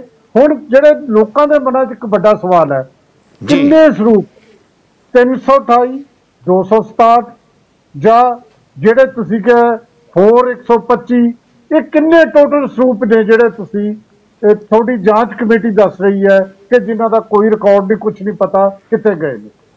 ਮੈਂ ਕਹਿੰਦਾ ਜੀ ਜੇ ਤਾਂ ਕੋਈ ਵੱਡੇ ਤੋਂ ਵੱਡਾ ਆਡੀਟਰ ਵੀ ਬਿਠਾ ਦਿਓ ਨਾ ਉੱਥੇ, ਵੱਡੇ ਤੋਂ ਵੱਡਾ, ਉਹ ਇੰਨੇ ਕੱਟ ਵੱਢ ਕੀਤੇ ਹੋਏ ਨੇ ਰਜਿਸਟਰ ਦੇ ਵਿੱਚ, ਉਹਦੀ ਓਪਨਿੰਗ ਬੈਲੈਂਸਿਸ ਅਤੇ ਕਲੋਜ਼ਿੰਗ ਬੈਲੈਂਸਿਸ ਉਹਨਾਂ ਨੂੰ ਮੇਨਟੇਨ ਕਰਨ ਦੀ ਕੋਸ਼ਿਸ਼ ਕੀਤੀ ਹੈ, ਨਾ ਕਿ ਸਰੂਪਾਂ ਨੂੰ ਮੇਨਟੇਨ ਕਰਨ ਦੀ ਕੋਸ਼ਿਸ਼ ਕੀਤੀ ਹੈ। ਧਿਆਨ ਰੱਖਿਓ, ਪੈਨਸਿਲ ਦੀ ਉਹਨਾਂ ਦੇ ਵਿੱਚ ਐਂਟਰੀਜ਼ ਹੋਣ। ਕੈਨ ਯੂ ਇਮੇਜਿਨ ਕਿ ਆਡੀਟਰ ਉਹਦੇ ਉੱਤੇ ਕੋਈ ਸਾਈਨ ਕਰ ਦੇ ਤੇ ਪੈਨਸਿਲ ਦੀ ਐਂਟਰੀਜ਼ ਦੇ ਉੱਤੇ ਉਹਨਾਂ ਨੇ ਹਰੇ ਸ਼ਾਹੀ ਨਾਲ ਟਿਕ ਕੀਤੇ ਹੋਏ ਨੇ। ਤੇ ਉਹਨਾਂ ਨੇ ਲੈਜਰ ਪਤਾ ਕਿਵੇਂ ਮੇਨਟੇਨ ਕੀਤਾ ਜੀ? ਜਿਵੇਂ ਹੁਣ CGL ਹੈ ਪਬਲੀਕੇਸ਼ਨ ਦਾ, ਉਹ ਜਾ ਕੇ ਅਕਾਊਂਟਸ ਤੋਂ ਜਾ ਕੇ ਪਤਾ ਕਰਦਾ ਹੈ ਤੇ ਆਡੀਟਰਸ ਤੋਂ ਪਤਾ ਕਰਦਾ ਹੈ ਕਿ ਮੈਨੂੰ ਤੁਹਾਡੀ ਬੈਲੈਂਸ ਸ਼ੀਟ ਦਿਓ, ਤੇ ਉਹਦੇ ਨਾਲ ਕਿੰਨੇ ਤੁਹਾਡੇ ਉੱਥੇ ਨੇ ਅਸੀਂ ਇੱਥੇ ਲਿਖ ਦਈਏ, ਜਦ ਕਿ ਇੱਥੋਂ ਉੱਥੇ ਜਾਣਾ ਚਾਹੀਦਾ ਸੀ। ਇਹਦਾ ਮਤਲਬ ਸਾਰੇ ਮਿਲੇ ਹੋਏ ਸੀ। ਇਹ ਤਾਂ ਹੁਣ ਰੱਬ ਜਾਣਦਾ ਹੈ। ਦੇਖੋ ਜੀ, ਅਸੀਂ ਤਾਂ ਇੰਨੀ ਮੈਂ ਰੂਪ ਸੁਰਾ ਨੂੰ ਗੱਲ ਕੈਨੇਡਾ ਟੈਲੀਫੋਨ ਤੇ ਕੀਤੀ, ਉਹਨਾਂ ਨੂੰ ਬੇਨਤੀ ਕੀਤੀ, ਮੈਸੇਜ ਪਾਏ, ਮੈਂ ਕਿਹਾ ਜੀ ਤੁਹਾਡਾ ਇੱਥੇ ਰਹਿਣਾ ਤੇ ਆਹ ਸਵਾਲਾਂ ਦਾ ਜਵਾਬ ਦੇਣਾ ਤੁਹਾਡਾ ਜ਼ਰੂਰੀ ਹੈ। ਤੁਸੀਂ ਮੁੱਖ ਸਕੱਤਰ ਹੋ, ਧਿਆਨ ਰੱਖਣਾ, ਤੁਸੀਂ ਜਵਾਬਦਾਰੀ ਤੋਂ ਪਿੱਛੇ ਨਹੀਂ ਹਟ ਸਕਦੇ। ਇਹ ਕੋਈ ਦਾਲ ਸਬਜ਼ੀ ਨਹੀਂ ਹੈ, ਇਹ ਮਹਾਰਾਜ ਦੇ ਸਰੂਪ ਨੇ। ध्यान रखियो ਇੱਥੇ ਪਰ ਦਾ ਛੁੱਟੀ ਵੀ ਤਾਂ ਦਿੱਤੀ ਇਹਨਾਂ ਨੇ ਸੁਪਰੀਮ ਨਾ ਜੀ। ਕੋਰਟ ਨੇ ਜਦੋਂ ਉਹਨਾਂ ਨੂੰ ਪਤਾ ਸੀ ਛੁੱਟੀ ਲੈ ਕੇ ਚਲੇ ਗਏ ਉਹ। ਇਹ ਤਾਂ ਜੀ ਉਹਨਾਂ ਦੀ ਕੋਈ ਮਜਬੂਰੀ, ਮੈਨੂੰ ਨਹੀਂ ਪਤਾ, ਨਹੀਂ ਜਾਣਾ ਚਾਹੀਦਾ ਸੀ। ਮੈਨੂੰ ਤਾਂ ਇਹ ਖਿਆਲ ਸੀ ਕਿ ਉਹਨਾਂ ਨੂੰ ਇਸ ਵਿੱਚ ਸ਼ਾਮਲ ਹੋਣਾ ਚਾਹੀਦਾ ਸੀ, ਪੂਰੇ ਤਰੀਕੇ ਨਾਲ ਆਉਣਾ ਚਾਹੀਦਾ ਸੀ। ਜਿਹੜਾ ਕਿ ਮੁੱਖ ਸਕੱਤਰ ਹੁੰਦਾ ਹੈ ਉਹ ਅਥਾਰਟੀ ਹੈ, ਇਹ ਕੋਈ ਛੋਟੀ ਮੋਟੀ ਦੁਕਾਨ ਨਹੀਂ ਹੈ। ਇਹ ਦਰਬਾਰ ਸਾਹਿਬ ਦਾ ਇਹ ਉਹ ਸਥਾਨ ਹੈ। ਤੁਸੀਂ ਕੀਤਾ ਜਾਂਚ ਕਮੇਟੀ ਨੇ ਕੀਤਾ ਸੀ ਐਡਵੋਕੇਟ ਸਾਹਿਬ ਕਿ ਹਰਚਰਨ ਸਿੰਘ ਔਰ ਰੂਪ ਸਿੰਘ ਇਹ ਵੀ ਜ਼ਿੰਮੇਵਾਰ ਨੇ। ਹਾਂ ਦੇਖੋ ਹਰਚਰਨ ਸਿੰਘਾਂ ਦੇ ਕੋਲ ਅਸੀਂ ਖੁਦ ਗਏ, ਮੈਂ ਤਾਂ ਫੇਰ ਵੀ ਕਹਿਣਾ ਜੀ ਹਰਚਰਨ ਸਿੰਘ ਸਿੱਧੀਆਂ ਗੱਲਾਂ ਕੀਤੀਆਂ ਉਹਨਾਂ ਨੇ। ਉਹ ਬੰਦੇ ਨੇ ਆਪਣੇ ਤਰਫ ਤਕਲੀਫਾਂ ਦਸੀਆਂ, ਧਿਆਨ ਰੱਖਣਾ, ਪਰ ਫਿਰ ਵੀ ਉਹ ਜ਼ਿੰਮੇਦਾਰ ਅਸੀਂ ਇਸ ਵਾਸਤੇ ਠਹਿਰਾ ਰਹੇ ਸੀ ਕਿ ਤੁਸੀਂ ਮੁੱਖ ਸਕੱਤਰ ਹੋ, ਤੁਸੀਂ ਉਸ ਵੇਲੇ 19/5/2016 ਨੂੰ ਉੱਥੇ ਸੀਗੇ, ਆਪ ਸੀਗੇ, ਤੇ ਤੁਹਾਡਾ ਫਰਜ਼ ਬਣਦਾ ਸੀ ਕਿ ਜਿਹੜੇ ਪਾਵਨ ਸਰੂਪ ਉੱਥੇ ਸੰਸਕਾਰੇ ਗਏ ਯਾਨੀ ਅਗਨ ਭੇਟ ਹੋਏ ਡਿਊ ਟੂ ਸ਼ਾਰਟ ਸਰਕਟ ਜਾਂ ਪਾਣੀ ਨਾਲ ਨੁਕਸਾਨੇ ਗਏ, ਉਹਨਾਂ ਦਾ ਤੁਹਾਨੂੰ ਵੇਰਵਾ ਲੈਣਾ ਚਾਹੀਦਾ ਸੀ। ਤੁਸੀਂ ਕੁਰਸੀ 'ਤੇ ਇਕੱਲਾ ਨਹੀਂ ਬੈਠਣਾ ਸੀਗਾ। ਜੇ ਤੁਸੀਂ ਕੁਰਸੀ 'ਤੇ ਬੈਠੇ ਹੋ ਮਹਾਰਾਜ ਦੇ ਪਾਵਨ ਸਰੂਪਾਂ ਕਰਕੇ ਬੈਠੇ ਹੋ, ਧਿਆਨ ਰੱਖਣਾ, ਤੇ ਤੁਸੀਂ ਉਸ ਨੂੰ ਕਿਸੇ ਵੀ ਤਰੀਕੇ ਨਾਲ ਨਜ਼ਰਅੰਦਾਜ਼ ਨਹੀਂ ਕਰ ਸਕਦੇ। ਤੇ ਇਸ ਕਾਰਨ ਅਸੀਂ ਉਹਨਾਂ ਨੂੰ ਵੀ ਅਸੀਂ ਠਹਿਰਾਇਆ ਸੀ ਜ਼ਿੰਮੇਦਾਰ ਕਿ ਜੀ ਤੁਹਾਡਾ ਫਰਜ਼ ਬਣਦਾ। ਇੱਕ ਗੱਲ ਤੁਹਾਡੀ ਰਿਪੋਰਟ ਜਿੰਨੀ ਕੁ ਮੈਂ ਦੇਖੀ ਹੈ 10 ਪੇਜ ਇਹਨਾਂ ਨੇ ਜਨਤਕ ਕੀਤੇ ਨੇ ਸ਼੍ਰੋਮਣੀ ਕਮੇਟੀ ਨੇ। ਐਡਵੋਕੇਟ ਸਾਹਿਬ ਉਹ 'ਚ ਕਿਤੇ ਜਿਹੜੀ ਤੁਸੀਂ ਜ਼ਿਕਰ ਕਰ ਰਹੇ ਹੋ ਵੀ ਕੋਈ ਵੀ ਪਤਾ ਲੱਗਦਾ ਕਿੰਨੇ ਨੇ, ਚਲੋ ਮੰਨ ਲਓ 328 ਨੇ, ਆਪਾਂ ਮੰਨ ਕੇ ਚੱਲਦੇ ਹਾਂ, ਪਰ ਇਹ ਤਾਂ ਉਹਨਾਂ ਨੇ ਕਹਿਤਾ ਨਾ ਤਾਂ ਉਹਨਾਂ ਦੀ ਮੈਂ ਵਾਰਡਿੰਗ ਤੁਹਾਨੂੰ ਸੁਣਾਵਾਂ ਮੇਰੇ ਕੋਲ ਲਿਖੀ ਹੋਈ ਹੈ ਵੀ ਨਾ ਬੇਅਦਬੀ ਹੋਈ ਹੈ, ਸਿਰਫ ਲਾਲਚ ਬਸ ਉਹਨਾਂ ਨੇ ਕਰ ਲਿਆ। ਪਹਿਲੀ ਤਾਂ ਗੱਲ ਆਪਾਂ ਇਹ ਵੀ ਮੰਨ ਲਈ ਉਹਨਾਂ ਦੀ ਗੱਲ ਪ੍ਰਧਾਨ ਸਾਹਿਬ ਦੀ, ਲੇਕਿਨ ਸਰੂਪ ਗਏ ਕਿੱਥੇ ਇਹ ਤਾਂ ਤੁਸੀਂ ਜਾਂਚ ਕਮੇਟੀ ਪੁੱਛ ਸਕਦੀ ਹੈ ਨਾ। 1100 ਪੰਨੇ 'ਚ ਕਿਤੇ ਲਿਖਿਆ। ਤੁਸੀਂ ਜਿਸ ਵੇਲੇ ਜਨਤਕ ਹੋਏਗੀ ਨਾ ਰਿਪੋਰਟ ਜੀ, ਤੁਸੀਂ ਆਪ ਦੇਖੋਗੇ ਉਹ ਰਿਪੋਰਟ ਸਿੰਘ ਪ੍ਰਧਾਨ ਸਾਹਿਬ ਦੀ ਜਦੋਂ ਤੁਸੀਂ ਜਨਤਕ ਨਹੀਂ ਹੁੰਦੇ, ਸਾਨੂੰ ਬੋਲਣਾ ਵੀ ਨਹੀਂ ਚਾਹੀਦਾ ਕਿਉਂਕਿ ਸਿੰਘ ਸਾਹਿਬ ਦੇ ਉੱਤੇ ਅਸੀਂ ਉਹਨਾਂ ਦੇ ਅਧੀਨ ਹੈ, ਅਕਾਲ ਤਖਤ ਦੇ ਅਧੀਨ ਅਸੀਂ, ਕਿਉਂਕਿ ਰਿਪੋਰਟ ਅਸੀਂ ਅਕਾਲ ਤਖਤ ਨੂੰ ਉਸੇ ਵੇਲੇ ਦੇਤੀ 23 ਤਰੀਕ ਨੂੰ, ਤੇ ਜਿਸ ਵੇਲੇ ਰਿਪੋਰਟ ਦਿੱਤੀ ਹੈ ਤੇ ਹੁਣ ਜਦੋਂ ਤੱਕ ਉਹ ਉਸਦੇ ਤੇ ਕੀ ਐਕਸ਼ਨ ਲੈਂਦੇ ਨੇ ਉਹਨਾਂ ਨੂੰ ਵਿਚਾਰ ਕਰਨ ਦੇ। ਮੈਂ ਮੰਨ ਲਿਆ ਤੁਹਾਡੀ ਗੱਲ। ਇੱਕ ਸਵਾਲ ਹੋਰ ਫਿਰ ਮੈਂ ਡਾਕਟਰ ਕੇਤਰ ਕੋਲ ਜਾਣਾ, ਉਹ ਇਹ ਹੈ ਕਿ ਜਿਹੜੀ ਅੱਜ ਸਜ਼ਾ ਅੰਤਰਿਕ ਕਮੇਟੀ 'ਚ ਹੋਈ ਹੈ, ਕੀ ਜਾਂਚ ਕਮੇਟੀ ਨੇ ਇਹ ਸਾਰੀ ਜਾਂਚ ਇੰਨੀ ਕੁ ਸਜ਼ਾ ਲਈ ਦਿੱਤੀ ਸੀ? ਤੁਸੀਂ ਜਿਸ ਵੇਲੇ ਮੇਰੀ ਰਿਪੋਰਟ ਪੜੋਗੇ ਨਾ ਜੀ, ਅਸੀਂ ਤਾਂ ਕਹਿੰਦੇ ਹਾਂ ਤੁਸੀਂ 328 ਬਹੁਤ ਕਹਿ ਰਹੇ ਹੋ।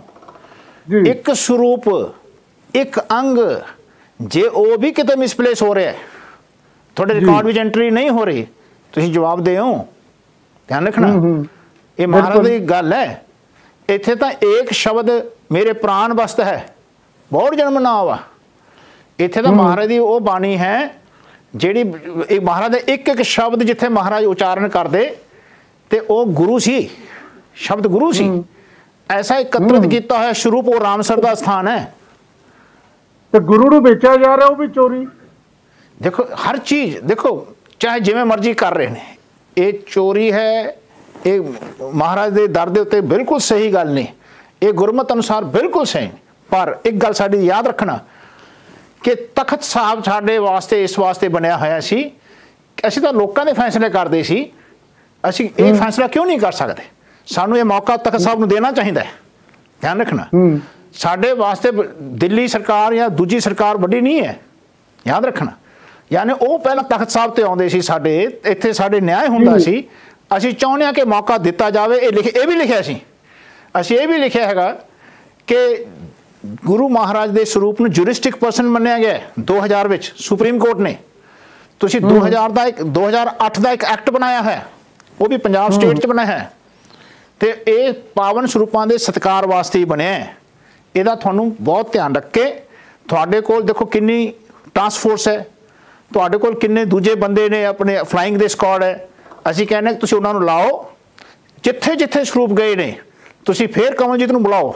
ਇਹੀ ਗੱਲ ਮੈਂ ਕਹਿ ਰਿਹਾ। ਬਸ ਇੱਕ ਸਵਾਲ ਹੋਰ ਹੈ ਜੀ, ਆ ਜਿਹੜੀ ਗੱਲ ਨਾਂ ਲਿਆ ਤੁਸੀਂ, ਇੱਥੇ ਜਿੰਨੇ ਨਾਂ ਤੁਸੀਂ ਕਮਲਜੀਤ, ਬਾਦ ਸਿੰਘ, ਗੁਰਬਚਨ ਸਿੰਘ, ਦਲਪੀਰ ਸਿੰਘ ਹੈਲਪਰ ਤੱਕ, ਜੇਲ੍ਹ ਤਸਾਜ, ਕੁਲਵੰਤ ਸਿੰਘ, ਜਿੰਨੇ ਵੀ ਨਾਂ ਤੁਸੀਂ ਦਿੱਤੇ ਨੇ, ਜੇ ਮੈਂ ਤੁਹਾਨੂੰ ਪੁੱਛਾਂ, ਮੈਨੂੰ ਲੱਗਦਾ ਸਾਰੇ ਮਿਲੇ ਹੋਏ ਨੇ। ਉਹ ਤਾਂ ਤੁਸੀਂ ਵੀ ਸ਼ੋਅ ਕਰਦੇ ਹੋ ਜਿਹੜੀ ਜਾਂਚ ਕਮੇਟੀ 'ਚ।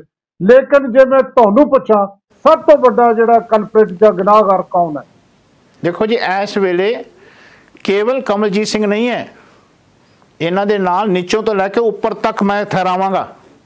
ध्यान रखियो, कहण दा भाव यह है कि जे इत्थे उच्च अधिकारी जे एक फॉर्मल दे नाल थल्ले तक वो काम कर रहा है, वो भी जिम्मेदार है। ध्यान रखना। फिर कल्ले अधिकारी होणगे? हाँ जी, कल्ले अधिकारी ना, कल्ले अधिकारी नहीं, वो भी इन्वॉल्व ने। 19 साल ये बंदा 19 साल ये बंदा उस जगह ते क्यों बैठा रहा, जबकि इन्हें कई गलतियां कीतियां ने। अथॉरिटी दा नहीं सी, उन्होंने बिठा के किहने रखिया, किहदा थापड़ा सी? आ मेरे कोल एक थोड़ी पई है जिहदे ते लिखिआ फ्लाइंग ने 16 च कहता सी भी इहनूं ओहदे ते नहीं बंदे नूं रहना चाहिए। बिल्कुल कहा सी, बिल्कुल कहा। बोल रहा है ਇਹ ਫਿਰ ਕਿਸੇ ਬੜੇ ਬੰਦੇ ਦਾ ਹੱਥ ਹੈ ਨਾ, ਇਹਦੇ ਸਿਰ ਤੇ ਥਾਪੜਾ ਸੀ। ਇਹਦਾ ਮਤਲਬ ਤਾਂ ਸਾਰਾ ਕੁਝ ਹੀ ਉੱਥੇ ਇਸ ਤਰ੍ਹਾਂ। ਡਾਕਟਰ ਕੇਰ ਸਿੰਘ, ਮੈਂ ਐਡਵੋਕੇਟ ਸਾਹਿਬ ਦੀ ਤੁਸੀਂ ਲਗਾਤਾਰ ਗੱਲ ਸੁਣ ਰਹੇ ਹੋ ਔਰ ਮੈਨੂੰ ਇਸ ਗੱਲ ਦੀ ਤਸੱਲੀ ਹੈ ਕਿ ਇਹ ਜੋ ਵੀ ਜਾਂਚ ਕਮੇਟੀ ਜਿੰਨੀ ਕੁ ਰਿਪੋਰਟ ਮੈਂ ਦੇਖੀ ਹੈ ਉਹ ਰਿਪੋਰਟ 'ਚ ਮੈਂ ਕਹਿ ਸਕਦਾ ਕਿ ਕਾਫੀ ਨਿਰਪੱਖ ਹੋ ਗਏ ਤੇ ਮਿਹਨਤ ਕਰਕੇ 1 ਮਹੀਨੇ 'ਚ, ਜਿਵੇਂ ਬੀਬਾ ਹਰਲੀਨ ਨੇ ਤਾਂ ਡਾਕਟਰ ਹਰਪ੍ਰੀਤ ਕੌਰ ਨੇ ਦੱਸਿਆ, ਕਾਫੀ ਮਿਹਨਤ ਕੀਤੀ ਇਸ ਟੀਮ ਨੇ, ਤੁਹਾਡੇ ਸਾਹਮਣੇ ਹੈ। ਔਰ ਇਹ ਵੀ ਇਹਨਾਂ ਦਾ ਦਰਦ ਸਮਝ ਆਉਂਦਾ। ਆਪਾਂ ਤਾਂ 328 ਸਰੂਪ, ਹਾਲਾਂਕਿ ਮੈਂ ਇਹ ਕਹਿਣਾ ਈਵਨ ਇਹ ਵੀ ਮੰਨਦੇ ਨੇ, ਤੁਹਾਡੇ ਸਾਹਮਣੇ ਬੈਠੇ ਨੇ, ਕਿ ਹਾਲੇ ਕਿਸੇ ਨੂੰ ਨਹੀਂ ਪਤਾ ਟੋਟਲ ਕਿੰਨੇ ਸਰੂਪ ਸੀ। ਇਹਨਾਂ ਨੇ ਜਿੰਨਿਆਂ ਨੂੰ ਲੱਭ ਲਿਆ ਉਹ 328 ਹੋ ਸਕਦੇ ਨੇ, ਗਿਣਤੀ ਜ਼ਿਆਦਾ ਵੀ ਹੋ ਸਕਦੀ। ਇਹਦੇ 'ਚ ਜਿਹੜਾ ਕੁਛ ਹੁਣ ਸਜ਼ਾ ਜਿੱਥੋਂ ਗੱਲ ਸ਼ੁਰੂ ਹੋਈ ਸੀ, ਜਿਹਦੀ ਡਾਕਟਰ ਬਲਕਾਰ ਸਿੰਘ ਨੇ ਟਿੱਪਣੀ ਕੀਤੀ ਸੀ, ਉਹੀ ਮੈਂ ਹੁਣ ਕਰਦਾ ਕਿ ਯੂ ਟਰਨ ਵੀ ਲੈ ਲਈ, ਕ੍ਰਿਮੀਨਲ ਕੇਸ ਦੇ ਤੌਰ ਤੇ ਵੀ ਗੱਲ ਕਰ ਲਈ ਔਰ ਜਾਂਚ ਕਮੇਟੀ ਕੁਛ ਹੋਰ ਸੋਚ ਰਹੀ ਹੈ, ਸਜ਼ਾ ਕੁਛ ਹੋਰ ਨਹੀਂ। ਜੇ ਅਸੀਂ ਪੰਥਕ ਸਜ਼ਾ ਦੀ ਗੱਲ ਪਰੰਪਰਾ ਦੀ ਕਰ ਲਈਏ, ਨੌਕਰੀਆਂ ਤੋਂ ਵੈਸੇ ਉਹ ਸੇਵਾ ਮੁਕਤ ਹੋ ਚੁੱਕੇ ਨੇ ਔਰ ਉਹਨਾਂ ਨੂੰ ਤੁਹਾਡੇ ਮੁਤਾਬਕ ਇਹ ਸਜ਼ਾ ਸਹੀ ਹੈ ਜਾਂ ਇਹ ਤੋਂ ਵੱਧ ਹੋਣੀ ਚਾਹੀਦੀ ਹੈ ਤਾਂ ਕਿ ਅੱਗੇ ਤੋਂ ਕੋਈ ਇਸ ਤਰ੍ਹਾਂ ਦੀ ਗੱਲ ਨਾ ਕਰੇ? ਤੁਸੀਂ ਡਾਕਟਰ ਕੇਰ ਸਿੰਘ ਨੂੰ ਪੁੱਛਣ ਤੋਂ ਬਾਅਦ ਜ਼ਰੂਰ ਮੈਨੂੰ ਪੁੱਛਿਓ, ਮੈਂ ਦੱਸਾਂਗਾ ਇਹਦਾ ਜਵਾਬ। ਨਹੀਂ ਪਹਿਲਾਂ ਦੱਸ ਦਿਓ, ਪਹਿਲਾਂ ਤੁਸੀਂ ਦੱਸ ਦਿਓ, ਕੋਈ ਗੱਲ ਨਾ। ਕੇਰ ਸਿੰਘ ਜੀ, ਡਾਕਟਰ ਸਾਹਿਬ ਨੂੰ ਬੋਲਣ ਦਿਓ। ਹਾਂਜੀ, ਵਾਲੀਆ ਸਾਹਿਬ, ਪਹਿਲੀ ਗੱਲ ਇਹ ਹੈ ਕਿ ਜਿਹੜੀ ਜਾਂਚ ਟੀਮ ਸਰਦਾਰ ਈਸ਼ਰ ਸਿੰਘ, ਬੀਬਾ ਹਰਪ੍ਰੀਤ ਔਰ ਜਸਲੀਨ ਹੋਣਾ ਦੀ ਹੈ, ਹਰਲੀਨ ਹੋਣਾ ਦੀ, ਮੈਂ ਇਹਨਾਂ ਨੂੰ ਨਮੋ ਕਰਦਾ ਔਰ ਵਧਾਈ ਦਿੰਦਾ ਕਿ ਜਿੰਨੀ ਮਿਹਨਤ ਨਾਲ ਇਹਨਾਂ ਨੇ ਇਹ ਕਾਰਜ ਕੀਤਾ ਹੈ, ਇਹ ਮੈਂ ਸਮਝਦਾ ਕਿ ਗੁਰ ਸਿੱਖੀ ਔਰ ਪੰਥ ਨੂੰ ਇੱਕ ਕਮਿਟਡ ਔਰ ਪਰਨਾਏ ਹੋਏ ਲੋਕਾਂ ਤੋਂ ਹੀ ਇਹ ਆਸ ਕੀਤੀ ਜਾ ਸਕਦੀ ਹੈ। ਔਰ ਮੈਂ ਇਹਨਾਂ ਨੂੰ ਨਮੋ ਕਰਦਾ ਔਰ ਵਧਾਈ ਵੀ ਦਿੰਦਾ ਕਿ ਤੁਸੀਂ ਇਹ ਬਹੁਤ ਅੱਛਾ ਕਾਰਜ ਕੀਤਾ। ਸਾਰਾ ਸਿੱਖ ਪੰਥ ਇਸ ਲਈ ਤੁਹਾਡਾ ਰਿਣੀ ਹੈ। ਇਹਦੇ ਨਾਲ ਲੋਕ ਗੱਲਾਂ ਵਾਲੀਆ ਸਾਹਿਬ ਹੋਰ ਕਰਨਾ ਚਾਹੁੰਦਾ। ਪਹਿਲੀ ਗੱਲ ਤਾਂ ਇਹ ਹੈ ਕਿ ਜਿਹੜੀ ਗੱਲ ਤੁਸੀਂ ਇਹਨਾਂ ਨੂੰ ਪੁੱਛੀ ਸੀਗੀ, ਇਹ ਸਰਦਾਰ ਈਸ਼ਰ ਸਿੰਘ ਹੋਣਾ ਤੋਂ ਥੋੜਾ ਜਿਹਾ ਜੇ ਹਿੰਟ ਦੇ ਦੇਣ ਤਾਂ ਚੰਗੀ ਗੱਲ ਹੋਏਗੀ ਕਿ ਇਸ ਵੇਲੇ ਮਨ ਵਿੱਚ ਲੋਕਾਂ ਦੇ, ਸੰਗਤਾਂ ਦੇ ਇਹੀ ਪ੍ਰਸ਼ਨ ਹੈ ਕਿ ਇਹ 328 ਸਰੂਪ ਜਾਂ ਬਾਕੀ ਸਰੂਪ ਜਿਹੜੇ ਹਨ ਉਹ ਕਿੱਥੇ ਗਏ। ਜੇ ਉਹਦਾ ਥੋੜਾ ਬਹੁਤ ਇਸ਼ਾਰਾ ਕਰ ਸਕਣ ਤੇ ਉਹ ਬਹੁਤ ਅੱਛੀ ਗੱਲ ਹੋਏਗੀ। ਦੂਸਰੀ ਗੱਲ ਤੁਸੀਂ ਕਹਿ ਰਹੇ ਸੀ ਵਾਲੀਆ ਸਾਹਿਬ ਕਿ ਇਹਦੇ ਵਿੱਚ ਯੂ ਟਰਨ ਹੋਇਆ, ਮੈਂ ਸਮਝਦਾ ਕਿ ਬਲਕਾਰ ਸਿੰਘ ਹੁਣਾਂ ਦੀ ਜੋ ਪੋਜੀਸ਼ਨ ਹੈ ਜਾਂ ਰਾਏ ਹੈ, ਮੈਂ ਉਹਦੇ ਨਾਲ ਸਹਿਮਤ ਹਾਂ ਕਿ ਉਹਨਾਂ ਨੇ ਇਹ ਫੈਸਲਾ ਲੈ ਲਿਆ ਸੀ ਕਿ ਅਸੀਂ ਇਹ ਕ੍ਰਿਮੀਨਲ ਕੇਸ ਦਰਜ ਕਰਾਂਗੇ। ਮੈਂ ਸਮਝਦਾ ਹਾਂ ਕਿ ਜਿਸ ਕਿਸਮ ਦੀ ਇਹ ਭਾਵਨਾ ਆਮ ਸਿੱਖ ਸੰਗਤਾਂ ਵਿੱਚੋਂ ਔਰ ਦਾਨਿਸ਼ਵਰ ਲੋਕਾਂ ਵੱਲੋਂ ਆਈ, ਵੱਖ-ਵੱਖ ਚੈਨਲਾਂ ਤੇ ਵੀ ਆਈ, ਤੁਹਾਨੂੰ ਪਤਾ ਹੀ ਹੈ, ਸਰਦਾਰ ਤਰਲੋਚਨ ਸਿੰਘ ਹੁਣਾਂ ਨੇ ਵੀ, ਹੋਰਾਂ ਨੇ ਵੀ ਇਹ ਗੱਲ ਕਹੀ ਕਿ ਆਪਾਂ ਇਸ ਝੰਡੇਲੇ ਵਿੱਚ ਨਾ ਪਈਏ ਤੇ ਇਹਨੂੰ ਪੰਥਕ ਮਰਿਆਦਾ ਦੇ ਅਨੁਸਾਰ ਨਜਿੱਠ ਲਈਏ ਕਿ ਜੇ ਅਸੀਂ ਥਾਣਿਆਂ ਦੀ, ਕਚਹਿਰੀਆਂ ਦੇ, ਥਾਣਿਆਂ ਵਿੱਚ ਰਾਦਰ, ਕਚਹਿਰੀਆਂ ਦੀ ਗੱਲ ਛੱਡੋ, ਜੇ ਅਸੀਂ ਥਾਣਿਆਂ ਵਿੱਚ ਜਾਂਦੇ ਹਾਂ ਤੇ ਇਹਦੀਆਂ ਸਮੱਸਿਆਵਾਂ ਬਹੁਤ ਪੈਦਾ ਹੋਣਗੀਆਂ ਔਰ ਅਸੀਂ ਇਹ ਸਾਡੀ ਜੋ ਮਰਿਆਦਾ ਉਹ ਤੋਂ ਉਲਟ ਜਾ ਰਹੇ ਹੋਵਾਂਗੇ। ਮੈਨੂੰ ਲੱਗਦਾ ਹੈ ਕਿ ਇਹ ਗੱਲ ਤਾਂ ਉਹਨਾਂ ਨੇ ਠੀਕ ਕੀਤੀ ਹੈ, ਚਾਹੇ ਇਹਨੂੰ ਆਪਾਂ ਯੂ ਟਰਨ ਕਹਿ ਦਈਏ, ਉਹਨਾਂ ਨੇ ਇਹ ਠੀਕ ਕਰ ਲਿਆ। ਇਹ ਸਾਨੂੰ ਥਾਣਿਆਂ ਵਿੱਚ ਨਹੀਂ ਸੀ ਜਾਣਾ ਚਾਹੀਦਾ, ਚੰਗੀ ਗੱਲ ਹੋਊਗੀ। ਦੂਸਰੀ ਗੱਲ, नहीं नहीं, मेरे मुताबिक नहीं सी। मेरी समझ मुताबिक वालिया साहब सियासी प्रैशर नहीं सी, ये आम सिख संगतां दी और दानिशवरां दी राय सी, जिस राय नूं उन्हां ने प्रवान कर लिया और मैनूं लगदा है कि ये चंगी गल कीती, सियाणप कीती। दूसरी गल जिहड़ी वालिया दूसरी गल वालिया ਜਿਹੜੀ ਦੂਜੀ ਗੱਲ ਹੈ ਤੁਹਾਡੀ, ਪਲੀਜ਼ ਮੈਂ ਮਾਫੀ ਚਾਹੂੰਗਾ ਕਿ ਇਹ ਗੱਲ ਜਿਹੜੀ ਸੁਣਾਂਗੇ, ਲੇਕਿਨ ਇਸ ਬ੍ਰੇਕ ਤੋਂ ਬਾਅਦ, ਬ੍ਰੇਕ ਤੇ ਜਾਣ ਤੋਂ ਪਹਿਲਾਂ ਮੈਂ ਤੁਹਾਨੂੰ ਯਾਦ ਕਰਾਉਣਾ ਕਿ ਤੁਸੀਂ ਇਹ ਸਾਰਾ ਪ੍ਰੋਗਰਾਮ ਸਾਡਾ ਰਾਤ ਨੂੰ ਜਦੋਂ ਅਸੀਂ ਰੀਟੈਲੀਕਾਸਟ ਕਰਦੇ ਹਾਂ ਸਾਡੇ ਪ੍ਰੋਗਰਾਮ ਨੂੰ, ਤੁਸੀਂ 9:45 ਵਜੇ ਫਿਰ ਦੇਖ ਸਕੋਗੇ। ਤੇ ਹੁਣ ਜਿਹੜਾ ਪ੍ਰੋਗਰਾਮ ਤੁਸੀਂ ਦੇਖ ਰਹੇ ਹੋ, ਨਾਰਥ ਅਮਰੀਕਾ ਦੇ ਦਰਸ਼ਕ ਤਾਂ ਹੁਣ ਵੀ ਪੂਰਾ ਦੇਖਣਗੇ। ਇੰਡੀਆ ਦੇ ਦਰਸ਼ਕਾਂ ਨੂੰ ਬੇਨਤੀ ਹੈ ਕਿ YouTube ਔਰ Facebook ਲਾਈਵ ਤੇ ਚਲੇ ਜਾਣ, ਔਰ ਰਾਤ ਨੂੰ ਜਿਹੜਾ ਪ੍ਰੋਗਰਾਮ ਹੈ ਉਹ ਸਾਰਾ ਦੇਖਿਆ ਜਾ ਸਕਦਾ ਹੈ। ਬਸ ਇੱਕ ਛੋਟਾ ਜਿਹਾ ਬ੍ਰੇਕ ਲੈਂਦੇ ਹਾਂ, ਬ੍ਰੇਕ ਤੋਂ ਬਾਅਦ ਫਿਰ ਮਿਲਦੇ ਹਾਂ।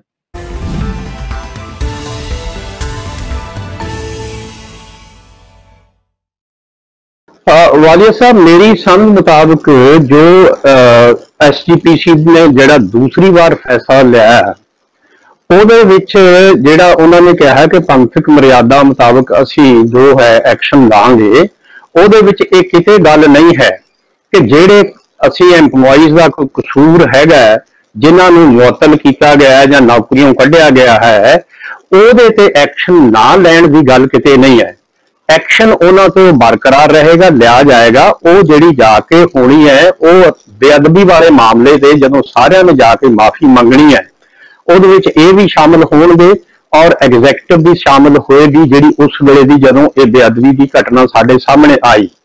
ਜਿੱਥੋਂ ਤੱਕ ਕ੍ਰਿਮੀਨਲ ਐਕਟੀਵਿਟੀ ਦੀ ਗੱਲ ਹੈ, ਉਹਦੇ ਵਿੱਚ ਸਿਰਫ ਮਾਈਨਸ ਇੱਕ ਗੱਲ ਹੈ ਕਿ ਉਹ ਕੇਸ ਅਸੀਂ ਹੁਣ ਥਾਣੇ ਨਹੀਂ ਦੇਣਾ, ਕ੍ਰਿਮੀਨਲ ਕੇਸ ਨਹੀਂ ਲਾਂਚ ਕਰਨਾ, ਪਰ ਜਿਨ੍ਹਾਂ ਨੂੰ ਨੌਕਰੀਆਂ ਕੱਢਿਆ ਗਿਆ ਜਾਂ ਜਿਨ੍ਹਾਂ ਨੂੰ ਮੁਅੱਤਲ ਕੀਤਾ ਗਿਆ ਜਾਂ ਜਿਨ੍ਹਾਂ ਤੋਂ ਅਸੀਂ ਉਹ ਵਸੂਲ ਕਰਨਾ, ਜਿਵੇਂ ਕੋਹਲੀ ਹੋਣਾ ਦਾ ਹੈਗਾ ਹੈ, ਉਹ ਬਰਕਰਾਰ ਹੈ। ਜੋ ਮੇਰੀ ਸਮਝ ਚ ਆ ਰਹੀ ਹੈ ਗੱਲ, ਬਾਕੀ ਇਹ ਤੁਸੀਂ ਸਰਦਾਰ ਈਸ਼ਰ ਸਿੰਘਾਂ ਤੋਂ ਵੀ ਪੁੱਛ ਲੈਣਾ, ਪਰ ਮੇਰੀ ਸਮਝ ਚ ਇਹੀ ਗੱਲ ਆਈ ਹੈ ਕਿ ਜੋ ਇਹ ਡਿਸੀਜਨ ਹੁਣ ਉਹਨਾਂ ਨੇ ਲਿਆ, ਜਿਹਨੂੰ ਤੁਸੀਂ ਯੂ ਟਰਨ ਕਹਿ ਰਹੇ ਹੋ, ਯੂ ਟਰਨ ਸਿਰਫ ਇੱਕ ਗੱਲ ਦਾ ਹੈਗਾ ਕਿ ਅਸੀਂ ਥਾਣੇ ਨਹੀਂ ਜਾਣਾ, ਅਸੀਂ ਕ੍ਰਿਮੀਨਲ ਕੇਸ ਨਹੀਂ ਕਰਨਾ, ਬਾਕੀ ਸਾਰੀ ਐਕਟੀਵਿਟੀ, ਸਾਰੀ ਕਾਰਵਾਈ ਉਸੇ ਤਰ੍ਹਾਂ ਹੋਏਗੀ ਜੋ ਪਹਿਲੇ ਡਿਸੀਜਨ ਵਿੱਚ ਹੋਈ ਹੈ। ਜੋ ਵਾਲੀਆ ਸਾਹਿਬ ਮੈਨੂੰ ਸਮਝ ਆਉਂਦੀ ਹੈ, ਮੈਂ ਗਲਤ ਹੋ ਸਕਦਾ ਹੈ, ਬਾਕੀ ਤੁਸੀਂ ਵਕੀਲ ਸਾਹਿਬ ਬੈਠੇ ਆ, ਈਸ਼ਰ ਸਿੰਘ ਹੋਣੀ, ਬੀਬਾ ਹਰਪ੍ਰੀਤ ਹੋਣੀ, ਵੀ ਇਹਨਾਂ ਨੂੰ ਤੁਸੀਂ ਪੁੱਛ ਲਓ ਕਿ ਇਹਨਾਂ ਦੀ ਕਾਨੂੰਨੀ ਜਾਣਕਾਰੀ ਕੀ ਹੈ।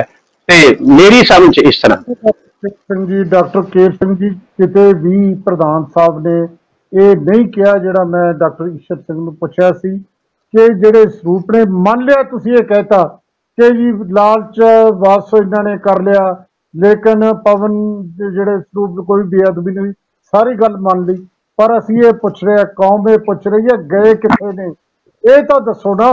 ਕਿਤੇ ਵੀ ਉਹਨਾਂ ਨੇ ਜ਼ਿਕਰ ਨਹੀਂ ਕੀਤਾ ਕਿ ਅਸੀਂ ਇਹਨਾਂ ਨੂੰ ਪੁੱਛਾਂਗੇ ਕਿੱਥੇ ਕਿੱਥੇ ਗਏ ਨੇ, ਸਾਨੂੰ ਦੱਸੋ ਤੁਸੀਂ। ਤੁਹਾਡੇ ਵਾਲੀਆ ਸਾਹਿਬ ਇਹਦੇ ਬਾਰੇ ਮੈਂ ਕਹਿਣਾ, ਗੋਬਿੰਦਵਾਲ ਸਾਹਿਬ ਜਦੋਂ ਸਰੂਪਾਂ ਸੰਸਕਾਰ ਕਰਦਾ ਕੋਈ ਰਿਕਾਰਡ ਵੀ ਨਹੀਂ ਰੱਖਿਆ, 2 ਵਰਕੇ ਪਾੜ ਕੇ ਲੈ ਗਏ, ਕਿੱਥੋਂ ਲੱਭ ਲਓਗੇ ਤੁਸੀਂ?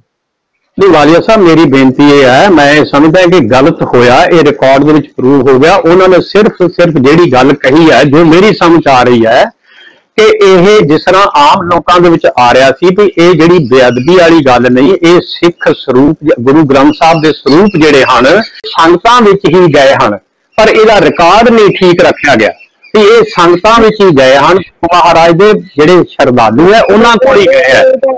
ਨਹੀਂ, ਜਿਹੜੀ ਗੱਲ ਹੈ ਨਾ, ਇਹ ਤੁਹਾਡੇ ਤੁਸੀਂ ਇੰਜੰਕਸ਼ਨ ਕਰ ਰਹੇ ਹੋ ਕਿ ਸੰਗਤਾਂ ਗਏ। ਆਪਾਂ ਐਡਵੋਕੇਟ ਸਾਹਿਬ ਨੂੰ ਪੁੱਛਦੇ ਹਾਂ, ਇਹ ਵੈਸੇ ਵੀ ਗੱਲ ਕਰਨੀ ਚਾਹੁੰਦੇ ਸੀ। ਜਿਹੜਾ ਡਾਕਟਰ ਕੇਰ ਸਿੰਘ ਨੂੰ ਪੁੱਛਿਆ ਸੀ ਕਿ ਸਜ਼ਾ ਜਿਹੜੀ ਹੈ ਠੀਕ ਹੈ, ਦੂਜਾ ਇਹ ਸਵਾਲ ਜਿਹੜਾ ਵੀ ਉਹ ਗਏ ਕਿੱਥੇ, ਸਰੂਪ ਸੰਗਤਾਂ 'ਚ ਗਏ, ਪਤਾ ਲੱਗੂ ਕਿੱਥੇ ਗਏ, ਇਹ ਦੋਨੇ ਸਵਾਲ। ਫਿਰ ਮੈਂ ਬੀਬਾ ਹਰਪ੍ਰੀਤ ਕੋਲ ਜਾਣਾ, ਇੱਕ ਛੋਟਾ ਜਿਹਾ ਸਵਾਲ ਲੈ ਆਇਆ ਆਪਣਾ ਵਾਲੀਆ ਸਾਹਿਬ ਕਿ ਸਾਡੀ ਰਿਪੋਰਟ ਦੇ ਵਿੱਚ ਵੀ ਇਹ ਲਿਖਿਆ ਹੋਇਆ ਹੈ ਕਿ ਇਸ ਨੂੰ ਪਹਿਲਾਂ ਪੰਥਕ ਉਸ 'ਤੇ ਸੋਲਵ ਕਰੋ, ਜੇ ਤੁਹਾਡੇ ਬਸ ਦੇ ਦਾਇਰੇ ਵਿੱਚ ਨਹੀਂ ਆ ਰਹੇ then you have to reach, ਧਿਆਨ ਰੱਖਣਾ। ਤੇ ਉਹ ਫਿਰ ਤੁਸੀਂ ਠੀਕ ਹੈ, ਮੇਰੀ ਗੱਲ ਫਿਰ ਯਾਦ ਰੱਖਣਾ, ਇਹ ਸਭ ਤੋਂ ਪਹਿਲਾ ਮਸਲਾ ਮੈਂ ਪਹਿਲਾਂ ਵੀ ਗੱਲ ਕਹੀ ਸੀ, ਮੇਰੇ ਰਿਪੋਰਟ ਵਿੱਚ ਬਹੁਤ ਸਪਸ਼ਟ ਲਿਖਿਆ ਹੈ ਕਿ ਰਾਜ ਜੋਗ ਤਖਤ ਦੀਨ ਗੁਰ ਰਾਮਦਾਸ, ਇੱਥੇ ਗੁਰੂ ਨਾਨਕ ਸੱਚੇ ਪਾਤਸ਼ਾਹ ਤੋਂ ਲੈ ਕੇ ਸਾਨੂੰ ਜਿੱਥੇ ਯੋਗ ਦਾ ਅਭਿਆਸ ਦਿੱਤਾ ਹੈ ਉੱਥੇ ਰਾਜ ਵੀ ਦਿੱਤਾ ਹੈ। ਜੇ ਤਖਤ ਦੇ ਉੱਤੇ ਅਸੀਂ ਇਸ ਮਸਲੇ ਨੂੰ ਨਹੀਂ ਸੰਭਾਲ ਸਕਦੇ ਤੇ ਅਸੀਂ ਅੱਗੇ ਨਹੀਂ ਚੱਲ ਸਕਦੇ। ਸਾਨੂੰ ਪਹਿਲਾਂ ਤਖਤ 'ਤੇ ਵਿਸ਼ਵਾਸ ਲਿਆਉਣਾ ਪੈਣਾ, ਸਾਨੂੰ ਆਪਣੇ ਗੁਰੂ ਦੇ ਬਚਨਾਂ 'ਤੇ ਵਿਸ਼ਵਾਸ ਲੈ ਕੇ ਆਉਣਾ ਪੈਣਾ। ਜੇ ਸਿੱਖ ਨੇ ਕੋਈ ਵੀ, ਉਹਨਾਂ ਨੂੰ ਪਹਿਲਾਂ ਗੁਰੂ ਜੀ ਦੇ ਬਚਨਾਂ 'ਤੇ ਵਿਸ਼ਵਾਸ ਲੈ ਕੇ, ਜੇ ਹੁਣ ਵੀ ਦੇਖੋ ਇੱਕ ਗੱਲ ਯਾਦ ਰੱਖੋ, ਕਿਸੇ ਬੰਦੇ ਨੂੰ ਜਿਸ ਵੇਲੇ ਪ੍ਰਤਾੜਨਾ ਮਿਲ ਜੇ ਨਾ, ਜੇ ਉਹ ਫਿਰ ਸੁਧਰ ਜਾਏ। ਦੇਖੋ ਮੈਂ ਵੀ ਬੰਦਾ, ਮੈਂ ਵੀ ਜੀਵਨ 'ਚ ਗਲਤੀਆਂ ਕਰਤੀਆਂ, ਤੇ ਜੀਵਨ 'ਚ ਮੈਨੂੰ ਰੱਬ ਬਖਸ਼ਣਾ ਚਾਹੇ ਕਿਵੇਂ ਬਖਸ਼ੇਗਾ? ਜੇ ਉਹ ਕਹੇ ਮੈਂ ਤਾਂ ਤੈਨੂੰ ਮੂੰਹ ਨਹੀਂ ਲਾਉਂਦਾ, ਫਿਰ ਕੀ ਕਰਦੇ? ਮੈਨੂੰ ਫਿਰ ਤੋਂ ਆਪਣੇ ਆਪ ਨੂੰ ਇੰਟਰੋਸਪੈਕਟ ਕਰਨਾ ਪੈਣਾ, ਆਪਣੇ ਆਪ ਨੂੰ ਸੁਧਾਰਨਾ ਪੈਣਾ। ਜੇ ਨਹੀਂ ਸੁਧਾਰਦੇ ਫਿਰ ਅਗਲਾ ਰਸਤਾ ਹੈ, ਧਿਆਨ ਰੱਖਣਾ। ਸੋ ਮੇਰੀ ਬੇਨਤੀ ਹੈ ਕਿ ਆਪਾਂ ਦੇਖੀਏ, ਵੇਟ ਕਰੀਏ। ਜੇ ਪੰਥਕ ਦਾ ਸਹਾਰਾ ਲੈ ਰਹੇ ਨੇ, ਤਖਤ ਸਾਹਿਬ ਦੇ ਉੱਤੇ ਵਿਸ਼ਵਾਸ ਹੈ, ਜੇ ਖੁੱਲ੍ਹ ਕੇ ਸਾਹਮਣੇ ਬੋਲਣਗੇ ਤੇ ਸਰੂਪਾਂ ਬਾਰੇ ਦੱਸ ਕੇ ਉਹਨਾਂ ਨੂੰ ਲੈ ਕੇ ਆਉਣਗੇ, ਜੋ ਇਹਨਾਂ ਕੋਲ ਫੋਰਸ ਹੈ, ਤੇ ਇਹ ਬਹੁਤ ਅੱਛੇ ਰਹਿਣਗੇ। ਸਾਡੀ ਇੱਜ਼ਤ ਬਣੀ ਰਹੇਗੀ, ਸਤਿਕਾਰ ਰਹੇਗਾ ਕੌਮ ਵਿੱਚ। ਦੇਖੋ ਪੁਲਿਸ ਦੇ ਥਾਣੇ ਵਿੱਚ ਮੈਂ ਵੀ ਐਡਵੋਕੇਟ ਹਾਂ, ਕਿਹੜੇ ਥਾਣੇ ਵਿੱਚ ਬਰਾਈਬ ਨਹੀਂ ਚੱਲਦਾ ਜੀ? ਤੁਸੀਂ ਉੱਥੇ ਮਹਾਰਾਜ ਦੇ ਪਾਵਨ ਸਰੂਪ ਤੁਸੀਂ ਅੱਜ ਖੋਜਣ ਜਾਓ, ਉਹ ਦੂਜੇ ਪਾਰਟੀ ਤੋਂ ਪੈਸੇ ਖਾ ਜਾਣ, ਕੀ ਤੁਹਾਡੀ ਇਨਕੁਆਇਰੀ ਲਮਕਾ ਨਹੀਂ ਦਿੱਤੀ? ਕੋਰਟਾਂ ਵਿੱਚ ਕੀ ਨਹੀਂ ਹੁੰਦਾ ਤੁਸੀਂ ਦੱਸੋ? ਮੈਂ ਵੀ ਦੇਖਦਾ, ਹਾਂਜੀ। ਸੋ ਮੈਂ ਵੀ ਇੱਕ ਜੱਜ ਨੂੰ ਫੜਾਇਆ ਹੋਇਆ, ਧਿਆਨ ਰੱਖਣਾ, ਜਿਹੜਾ ਬਰਾਈਬ ਮੰਗਦਾ ਸੀ, ਤੇ ਉਹ ਇੱਕ ਬਹੁਤ ਵੱਡਾ ਕੇਸ ਹੈ। ਮੇਰਾ ਕਹਿਣ ਦਾ ਭਾਵ ਇਹ ਹੈ ਕਿ ਸਾਨੂੰ ਆਪਣੇ ਪਹਿਲਾਂ ਤਖਤ ਤੇ ਵਿਸ਼ਵਾਸ ਲੈ ਕੇ ਆਓ। ਜੇ ਵਿਸ਼ਵਾਸ ਕਹਿ ਰਹੇ ਨੇ, ਦੇ ਰਹੇ ਨੇ, ਤੇ ਆਪਾਂ ਦੇਖੀਏ, ਉਦੋਂ ਬਾਅਦ ਦੇਖਾਂਗੇ ਕੀ ਹੁੰਦਾ। ਮੇਰੀ ਇਹ ਬੇਨਤੀ ਹੈ ਜੀ। ਐਡਵੋਕੇਟ ਸਾਹਿਬ ਈਸ਼ਰ ਸਿੰਘ ਜੀ, ਕਿਉਂਕਿ ਤੁਸੀਂ ਇਸ ਟੀਮ ਦੀ ਅਗਵਾਈ ਕੀਤੀ ਜਿਹੜੀ ਜਾਂਚ ਕਰ ਰਹੀ ਸੀ, ਤੇ ਤੁਹਾਡੇ ਸਹਿਯੋਗੀ ਡਾਕਟਰ ਹਰਪ੍ਰੀਤ ਔਰ ਹਰਲੀਨ ਸੀ, ਉਹ ਸਾਡੇ ਅੱਜ ਸਟੂਡੀਓ 'ਚ ਆਏ। ਮੈਂ ਤੁਹਾਡਾ ਬਹੁਤ ਧੰਨਵਾਦ ਕਰਦਾ ਕਿ ਤੁਸੀਂ ਜਿਸ ਤਰੀਕੇ ਨਾਲ, ਜਿਸ ਨਿਸ਼ਠਾ ਨਾਲ ਤੁਸੀਂ ਇਹ ਜਾਂਚ ਕੀਤੀ, ਉਸੇ ਨਿਸ਼ਠਾ ਨਾਲ ਤੁਸੀਂ ਅੱਜ ਦਰਸ਼ਕਾਂ ਸਾਹਮਣੇ, ਸੰਗਤ ਦੇ ਸਾਹਮਣੇ ਆਪਣੀ ਗੱਲ ਰੱਖੀ। ਔਰ ਡਾਕਟਰ ਬਲਕਾਰ ਸਿੰਘ ਜੀ, ਡਾਕਟਰ ਕੇਰ ਸਿੰਘ ਜੀ, ਤੁਸੀਂ ਆਪਣੇ ਜਿਹੜੇ ਸਾਨੂੰ ਟਿੱਪਣੀਆਂ ਦਿੱਤੀਆਂ ਨੇ, ਮੈਂ ਸਮਝਦਾ ਕਿ ਕਿਤੇ ਨਾ ਕਿਤੇ ਇਹ, ਜਿਵੇਂ ਤੁਸੀਂ ਵੀ ਜ਼ਿਕਰ ਕੀਤਾ ਕਿ ਉਹ ਉਦੋਂ ਬਾਅਦ ਐਡਵੋਕੇਟ ਸਾਹਿਬ ਨੇ ਜਿਹੜੇ ਪੰਥਕ ਪਰੰਪਰਾਵਾਂ ਦੀ ਗੱਲ ਕੀਤੀ ਹੈ, ਸ਼ਾਇਦ ਇਹ ਸਾਡੇ ਇਸ ਮਾਧਿਅਮ ਰਾਹੀਂ ਗੱਲ ਪਹੁੰਚੇਗੀ ਉਹਨਾਂ ਕੋਲ, ਤੇ ਉਹਨਾਂ ਨੂੰ ਥੋੜ੍ਹੀ ਜਿਹੜਾ ਆਈਡੀਆਜ਼ ਮਿਲਣਗੇ, ਅਗਵਾਈ ਮਿਲੇਗੀ। ਮੈਨੂੰ ਇਹ ਪੂਰਨ ਆਸ ਹੈ। ਮੈਂ ਇਹ ਵੀ ਸਾਡੇ ਦਰਸ਼ਕਾਂ ਨੂੰ ਦੱਸਣਾ ਚਾਹੁੰਦਾ ਕਿ ਬਹੁਤ ਸੈਂਸਿਟਿਵ, ਬਹੁਤ ਗੰਭੀਰ ਇਹ ਇਸ਼ੂ ਹੈ। ਅਸੀਂ ਇਸ 'ਤੇ ਲਗਾਤਾਰ ਗੱਲ ਕਰਾਂਗੇ, ਤੇ ਜਿਨ੍ਹਾਂ ਸਰੂਪਾਂ ਦੀ ਮੈਂ ਪਹਿਲਾਂ ਜ਼ਿਕਰ ਕੀਤਾ ਹੈ, ਜਿਹਦੇ ਬਾਰੇ ਡਾਕਟਰ ਈਸ਼ਰ ਸਿੰਘ ਹੋਰਾਂ ਨੂੰ ਉਸ ਵੇਲੇ ਨਹੀਂ, ਜਦੋਂ ਜਾਂਚ ਕਮੇਟੀ ਉੱਤੇ ਸੀ, ਨਹੀਂ ਦੱਸਿਆ ਗਿਆ, ਉਹਨਾਂ ਦੇ ਵੀ ਆਪਾਂ ਕਦੇ ਗੱਲ ਕਰਾਂਗੇ, ਇਸ ਆਸ ਦੇ ਵਿੱਚ ਕਿ ਅੱਗੇ ਤੋਂ ਇਸ ਤਰ੍ਹਾਂ ਦੀ ਕੋਈ ਘਟਨਾ ਨਾ ਵਾਪਰੇ। ਅਸੀਂ ਸੁਚੇਤ ਕਰਾਂਗੇ ਗੁਰਦੁਆਰਾ ਪ੍ਰਬੰਧਕ ਕਮੇਟੀ ਨੂੰ ਕਿ ਹੋਰ ਸੁਚੇਤ ਹੋ ਕੇ ਪ੍ਰਬੰਧ ਕਰਨ। ਡਾਕਟਰ ਬਲਕਾਰ, ਡਾਕਟਰ ਕੇਰ ਸਿੰਘ ਜੀ, ਡਾਕਟਰ ਬਲਕਾਰ ਸਿੰਘ ਜੀ, ਡਾਕਟਰ ਈਸ਼ਰ ਸਿੰਘ ਜੀ, ਹਰਪ੍ਰੀਤ ਕੌਰ ਜੀ, ਹਰਲੀਨ ਜੀ, ਤੁਹਾਡਾ ਬਹੁਤ ਬਹੁਤ ਧੰਨਵਾਦ। ਪਿਆਰੇ ਦਰਸ਼ਕੋ, ਤੁਹਾਡਾ ਬਹੁਤ ਬਹੁਤ ਧੰਨਵਾਦ, ਤੁਸੀਂ ਸਾਡੇ ਨਾਲ ਇਸ ਅਹਿਮ ਵਿਸ਼ੇ ਤੇ ਜੁੜੇ। ਔਰ ਮੈਂ ਤੁਹਾਨੂੰ ਯਾਦ ਕਰਾ ਦਾਂ, ਇਹ ਪ੍ਰੋਗਰਾਮ ਤਾਂ ਤੁਸੀਂ ਦੇਖੋਗੇ ਰਾਤ ਨੂੰ ਪੌਣੇ 10 ਵਜੇ ਦੁਬਾਰਾ ਦੇਖਣਾ, ਲੇਕਿਨ ਕੱਲ ਸਵੇਰੇ ਆਪਾਂ 8:40 ਤੇ ਫਿਰ ਮਿਲਾਂਗੇ ਖਬਰ ਤੇ ਨਜ਼ਰ ਹਰਜਿੰਦਰ ਵਾਲੀਆ ਸ਼ੋਅ 'ਚ, ਔਰ ਕੱਲ ਸ਼ਾਮ ਨੂੰ 5:30 ਵਜੇ ਫਿਰ ਮਿਲਾਂਗੇ ਚਰਚਾ ਪ੍ਰੋਗਰਾਮ 'ਚ। ਤੁਹਾਡਾ ਬਹੁਤ ਬਹੁਤ ਸ਼ੁਕਰੀਆ।